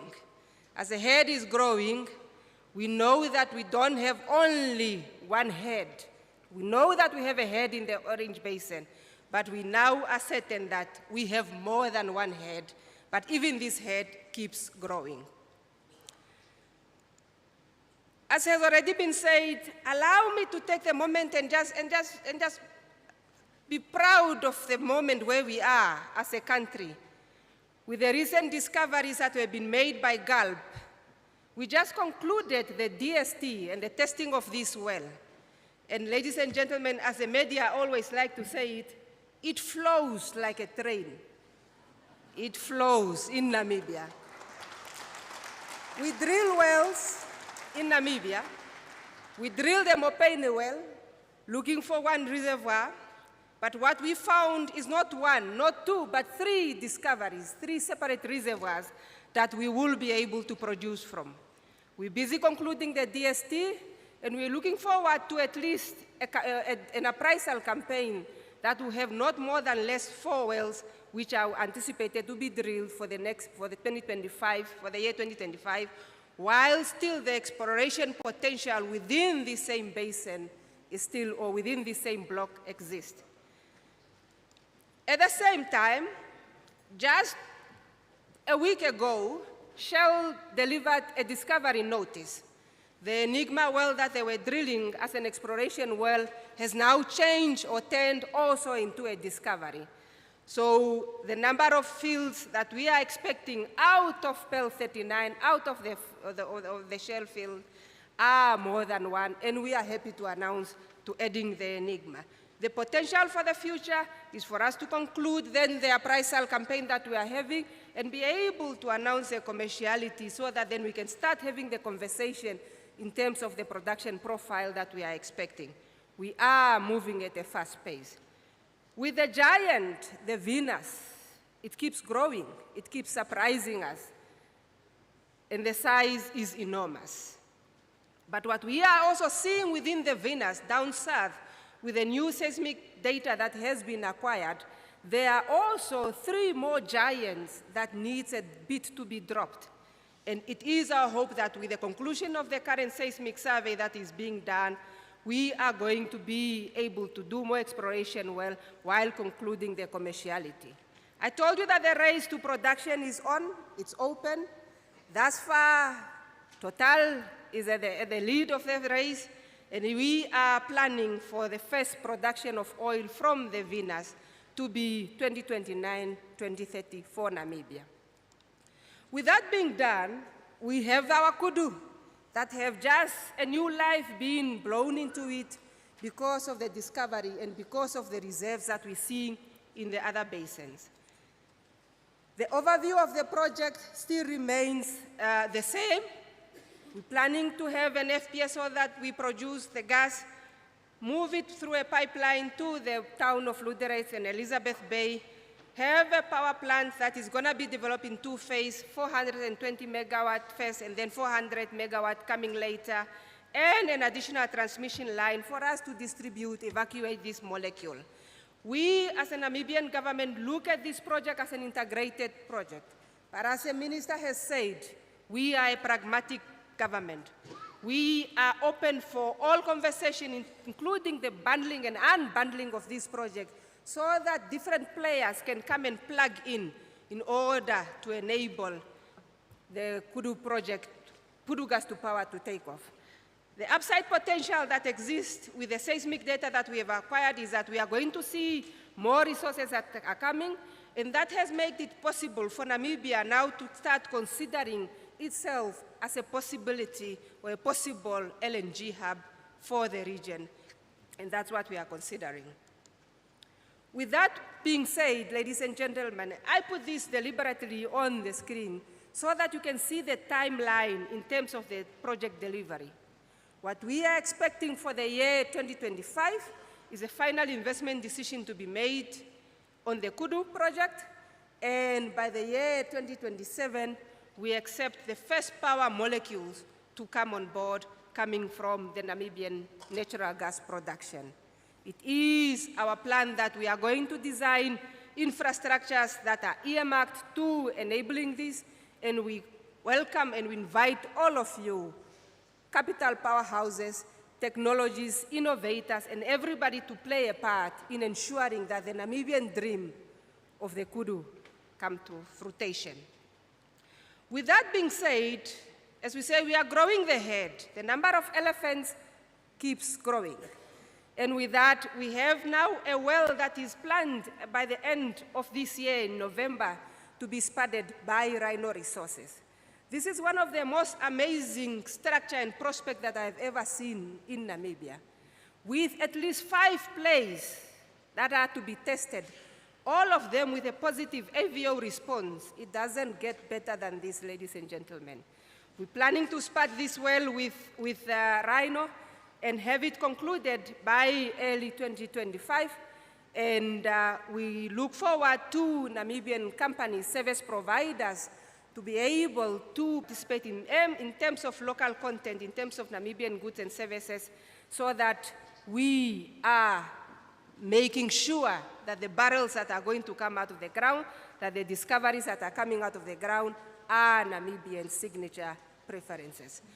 A call for interest and a request for interest is out on the Rhino Resources website right now, and it's calling for Namibian companies to be able to provide them with your capability and ability.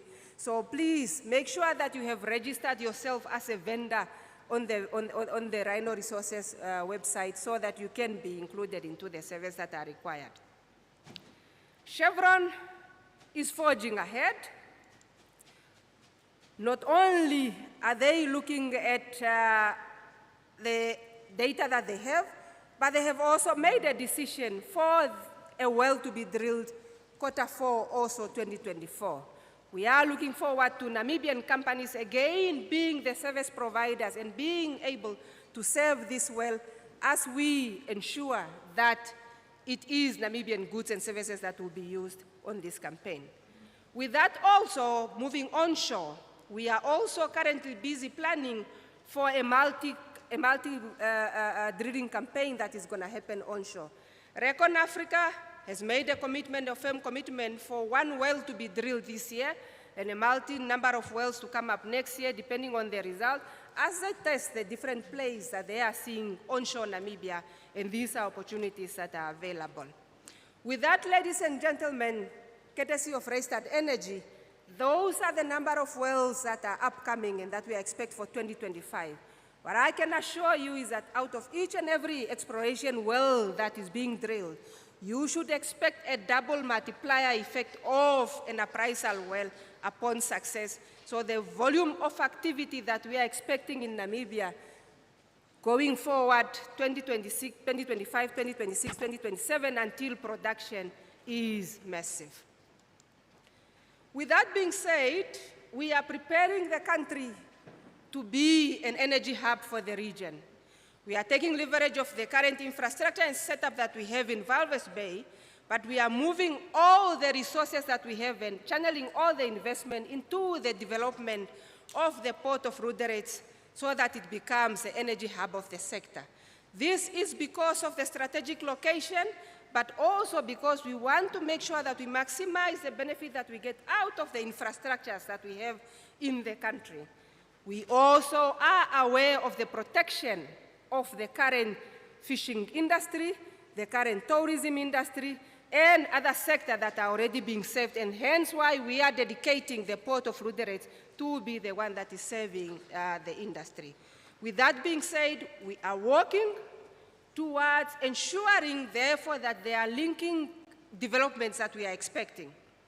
We want to make sure that all the infrastructures that are being built are designed in such a way that they provide an evacuation of all molecules, oil and gas, coming from all the fields that we have in country, and we're moving them through the common infrastructure all the way to Lüderitz, Elizabeth Bay. The approach is a common infrastructure use because we believe it's the best, it's the most efficient, and it's the most way that can enable us as a country to have most profitable barrel, and for the Namibian government to maximize the revenue that can come. You understand that it's a deep water, it's ultra deep water development, and therefore we need all of us to pull together for this to work. With that, the potential for Namibia is bigger than the Orange Basin, ladies and gentlemen. We have comparable, what we are seeing is that we are seeing comparable reservoirs, and the signatures that we are seeing in the deep, ultra deep Orange Basin, we are seeing it repeating itself all the way to the Lüderitz, to the Walvis, and to the Namib Basin. And we are therefore chasing this signature so that we can have additional heads in these basins as we see them. With the data that we have, the Walvis Basin and the Lüderitz Basin, the ultra-deep basin floor fan play is enormous. We are seeing it's out there.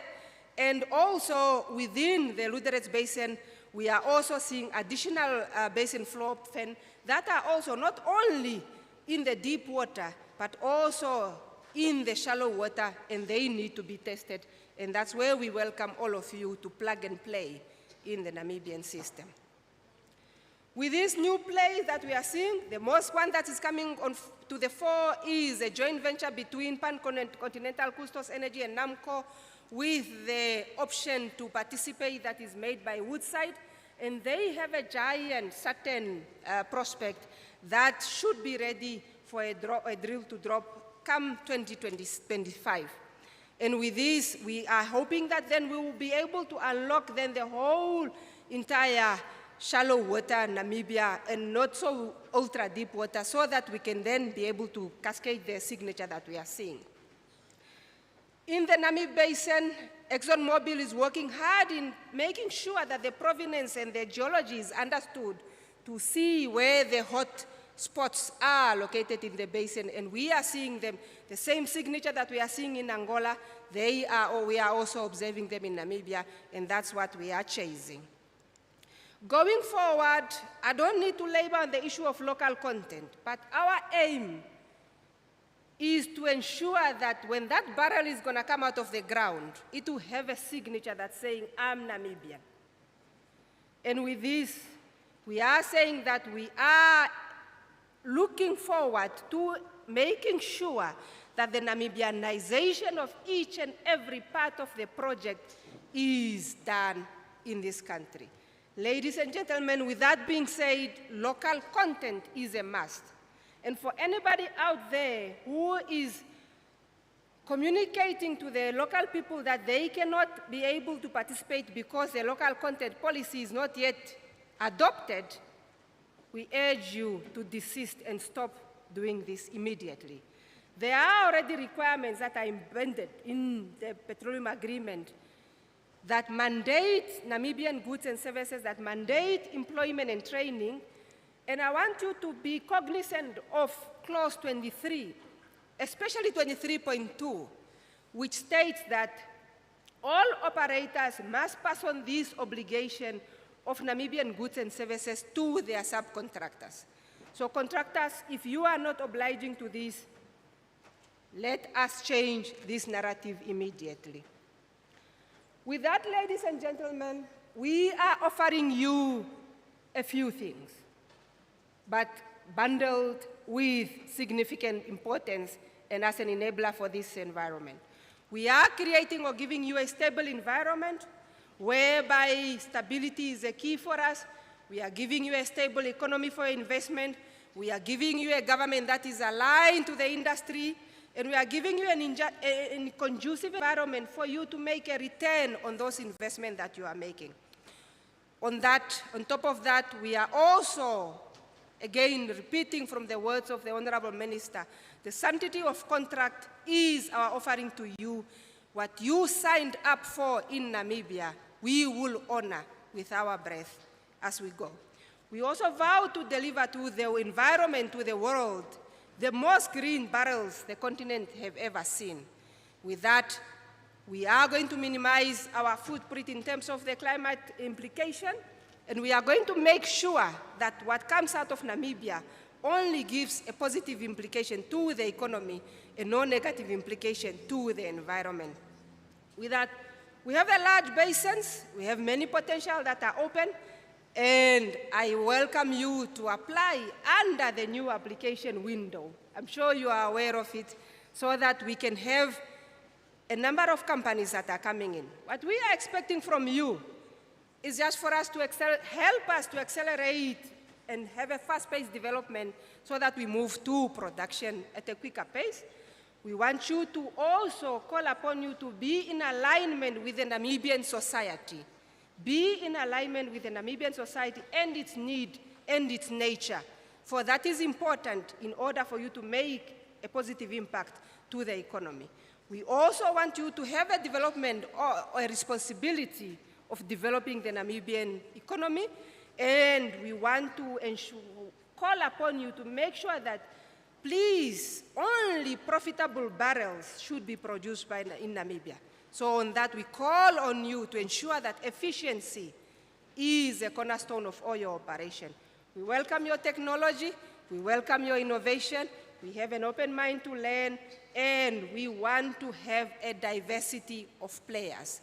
To the startup, to the middle-income companies, to the giants, we want to have a diversity of players. Namibia is a house for all, and we are creating an environment where all of you are welcome, and I look forward to engaging you during the course of the week to make this possible.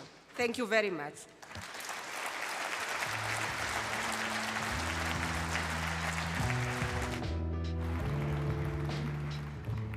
Commissioner, thank you kindly for that renewed level of optimism. So one thing is clear, we know where Namibia stands, we know how we are positioned, and we're fully aware of the opportunities we're going to tap into.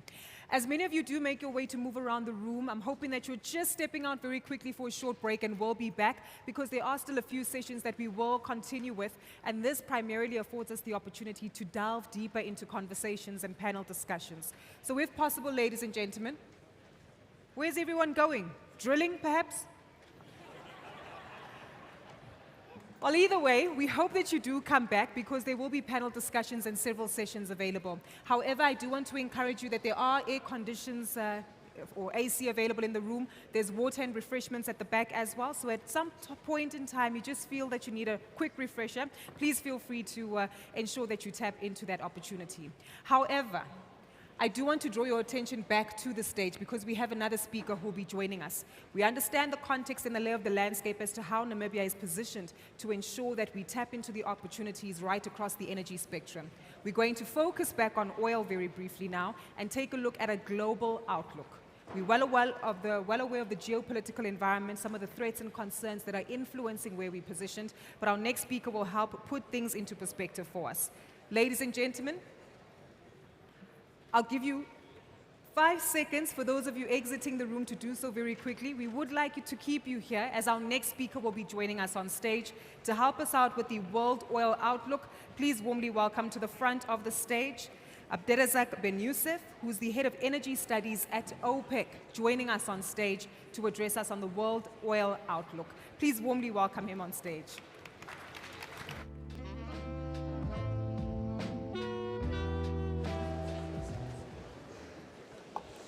Thank you very much. Yeah, it is my pleasure to be here today to present the World Oil Outlook for OPEC. But before I delve into my presentation, I would like to thank all the organizers for these excellent arrangements. And also, first of all, I would like to thank Honorable Minister for the kind invitation for OPEC to be here today. Distinguished Honorable Minister, apologies. Yeah. Let's help get everybody's attention. Ladies and gentlemen, this is a very important presentation that's taking place and of valuable insight and information. I'm aware that there is slight discomfort, but we will ensure that you do have a leg stretch briefly after this presentation. So to those of you who are present here today, we kindly request that you acknowledge, respect, and of course adhere to the proceedings of the day, as this is a presentation that has been prepared for you and knowledge and information and insight that will be shared. So if we could please calm down in the next 5, 4, 3, 2, 1. We all on track? Fantastic. Please continue with your presentation. Thank you very much. I think I'm sitting between you and the coffee break. Sorry for that. Yeah. And for the presentation today, I will focus on the World Oil Outlook 2023. After, in fact, the clear messages from His Excellency the Secretary General, who set the scene and he delivered, the key messages or the high-level messages to support Namibia for the development of its oil sector. For this World Outlook, it is rather a technical part of these messages. We will dive deeper into the future energy mix and oil outlook. This World Oil Outlook, which is also available on our website. This is the book, and it is free of charge to be downloaded with all the data. It is a flagship publication of OPEC, which is published every year, and it encompasses the efforts of international experts from the OPEC Secretariat and member countries. It is one of the flagships that guides policymakers to take, in fact, decisions for future investments. This is what I present now. I will present, in fact, our reference scenario from now to 2045. But before we start with the results of our modeling and expert judgment, I would like to highlight a few key assumptions. The first key assumption is related to population. The second is the economy development. The third is the policies and technologies. As all we know, that Africa will double the size of its population by 2050. This is a huge growth of the population. The population also will come from different regions like Middle East and Asia. It is very important to mention that the most important, or 95% of the population growth, will come from non-OECD countries. And this will have a big impact on energy and oil demand in the future. Moreover, in our outlook, we see that the working age and urbanization will increase. That means we need more oil, we need more energy. Most importantly, the GDP will double the size. And most of the GDP will come from Asia and Middle East and Africa. I'm emphasizing in those regions because later on we will see together that even energy demand and oil demand will come from those regions, and investment are required. In our outlook, we take into consideration as well the current policies and or expected or some announced policies, as well as the technology developments. Taking all those into consideration, we can see that energy demand will increase. We need more than 23% of energy by 2045 comparing to 2022. Most of this energy demand will be in non-OECD countries, as we see in the left side graph, which will represent 71% comparing to 29% for OECD countries. That means the potential of development will be in non-OECD, will be in Africa, will be Middle East, will be in Asia and Latin America. The second point that I would like to highlight, that even with this increase of energy demand, we expect that oil and gas will still represent more than 55% in the energy mix. If we add coal, it is almost 70% of the energy mix by 2045.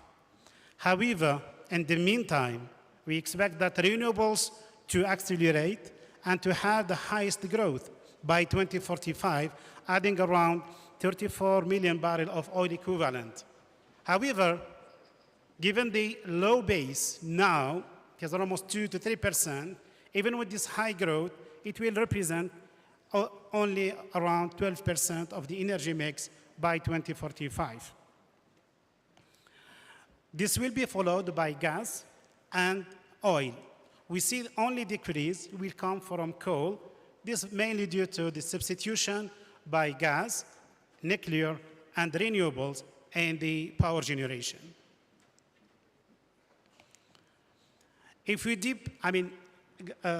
we dive deeper in the oil demand, we see in this table that oil demand will increase by 16 million barrels a day in the upcoming 20 years. That means this is an increase of almost 16% of the comparing to the current level. And this demand will come totally from non-OECD countries. As we see in the other side, that there is a decrease of almost 10 million barrels a day from the OECD countries, with 26 million barrels a day additions from non-OECD countries, mainly India, China, and Africa. We expect Africa to double the consumption comparing to the current level. Even Africa is so big, unfortunately in the map we see a small continent, but in fact if you were traveling in Africa, it is almost 10 hours between the north and the south, and almost 9 or 7 hours between the east and the west. Even with this huge size, the consumption of oil is only 4%, comparing to the level at the international level, and this is almost 4 times less what we have in the US. By 2045, we expect Africa to double the consumption of oil, coming almost to 8 million barrels a day. But still with this increase, the energy poverty still persists in Africa. If you see more details about the oil demand by sector, transportation sector will be the lead of this increase. The 3 modes through transportation, the aviation and the marine transportation, followed by petrochemicals, which is in fact 4.3 million barrels a day. The only decrease of oil consumption will be in the electricity sector. Now moving to the supply. For the supply, the current, mainly in this current decade or the previous decades, the US leads the growth of non-OPEC supply, and now the production of the oil liquids in the US is more than 20 million barrels a day.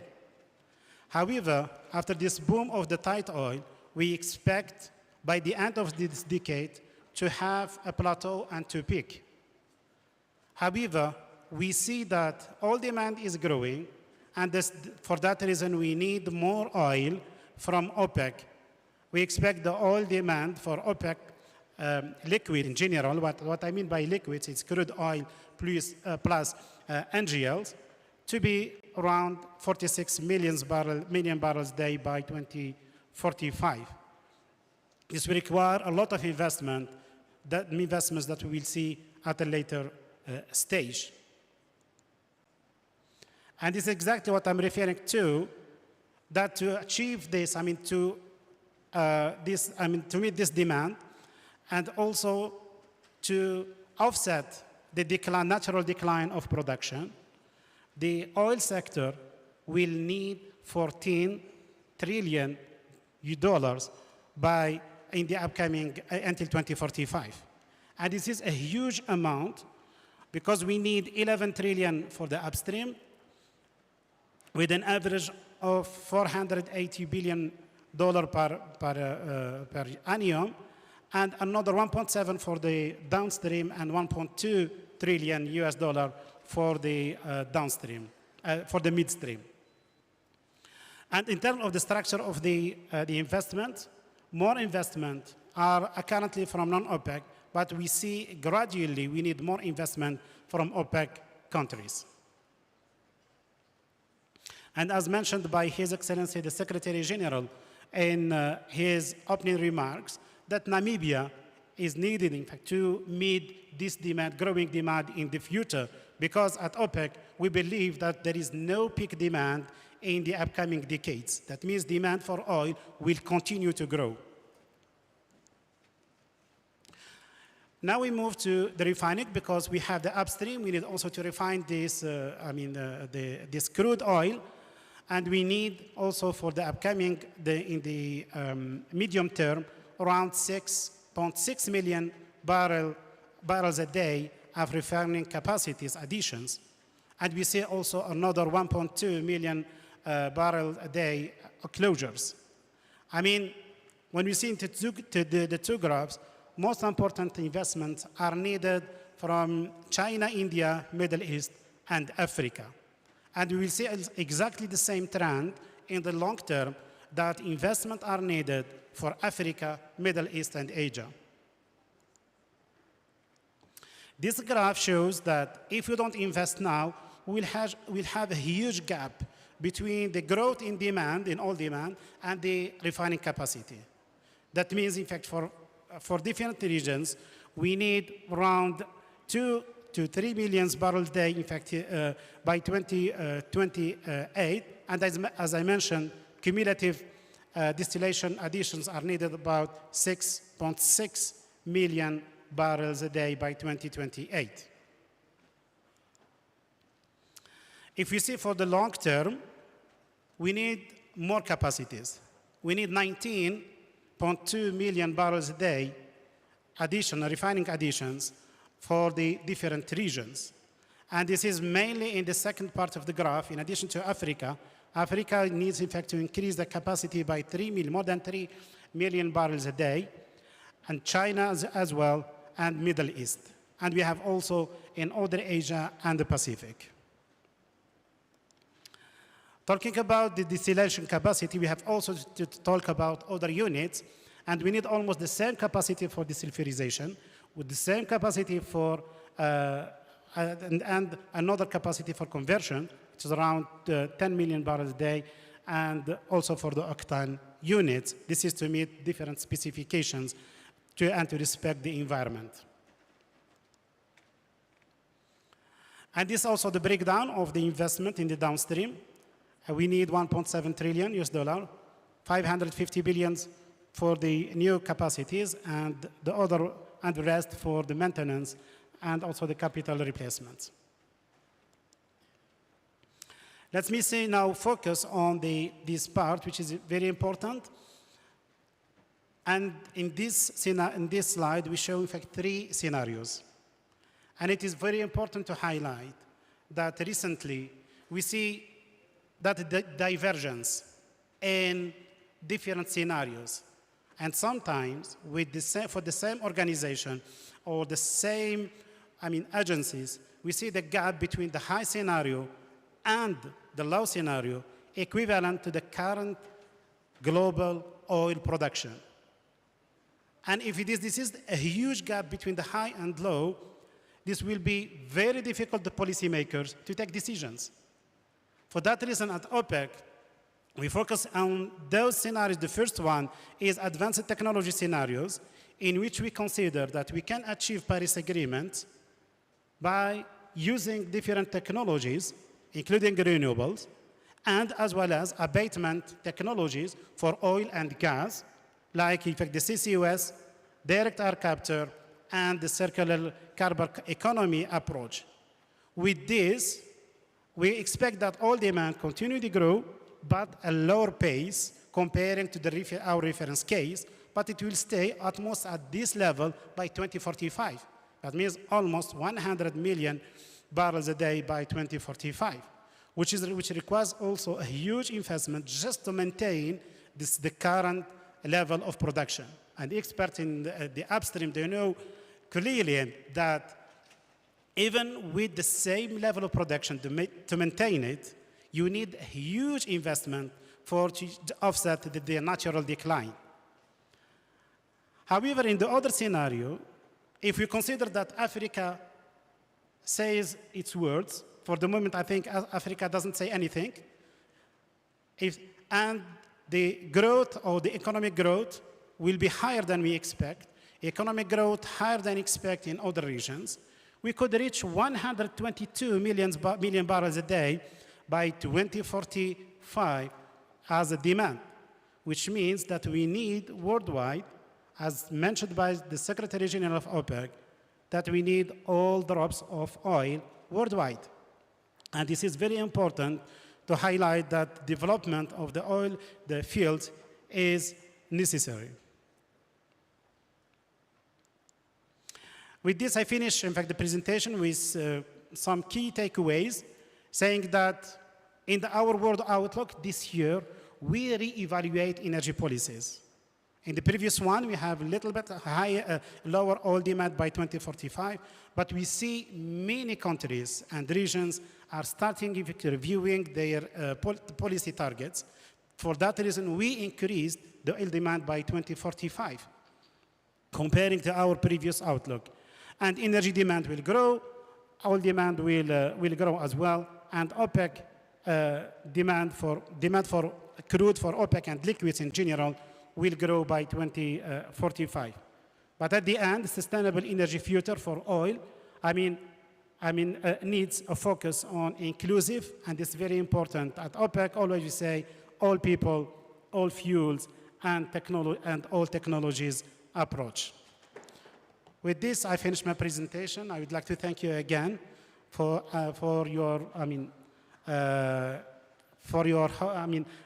warm welcoming. And just to say one word, for me, this is the first time in Namibia, and I am impressed.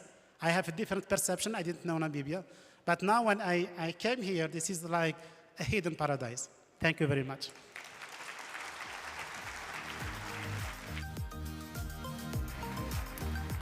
Thank you so much, Abdelrazak. That means that you're staying for a further 5 days, right? As the minister said. Well, on that note, we really are appreciative of many of you participating in the conversation and learning from these insights. A brief update is that we do have 2 separate sessions that will be coming up in just a short moment, or at least after a break. There will be a panel discussion, a fireside chat, and an exciting opportunity for us to deep dive into so much more of that potential that you see in Namibia, by an opportunity for us to have access to that information in the form of a report and toolkit. But that is what we can anticipate throughout the course of today. I do want to ensure that we give you enough time just to stretch your legs, get some refreshments, of course, perhaps see the restroom, pay attention to any emails and calls that you have to take. An update is that we are taking a comfort break for the next 10 to 15 minutes. 10 minutes? 10 minutes? 15. We'll make it 15 just for your comfort, right? To allow everyone enough time. So right now, looking at the clock, it is 11:40. We'll have you back here at 11:55, please, promptly, so that we can continue with the remainder of the program just after 12 o'clock. Please be back here in 15 minutes, 1-5.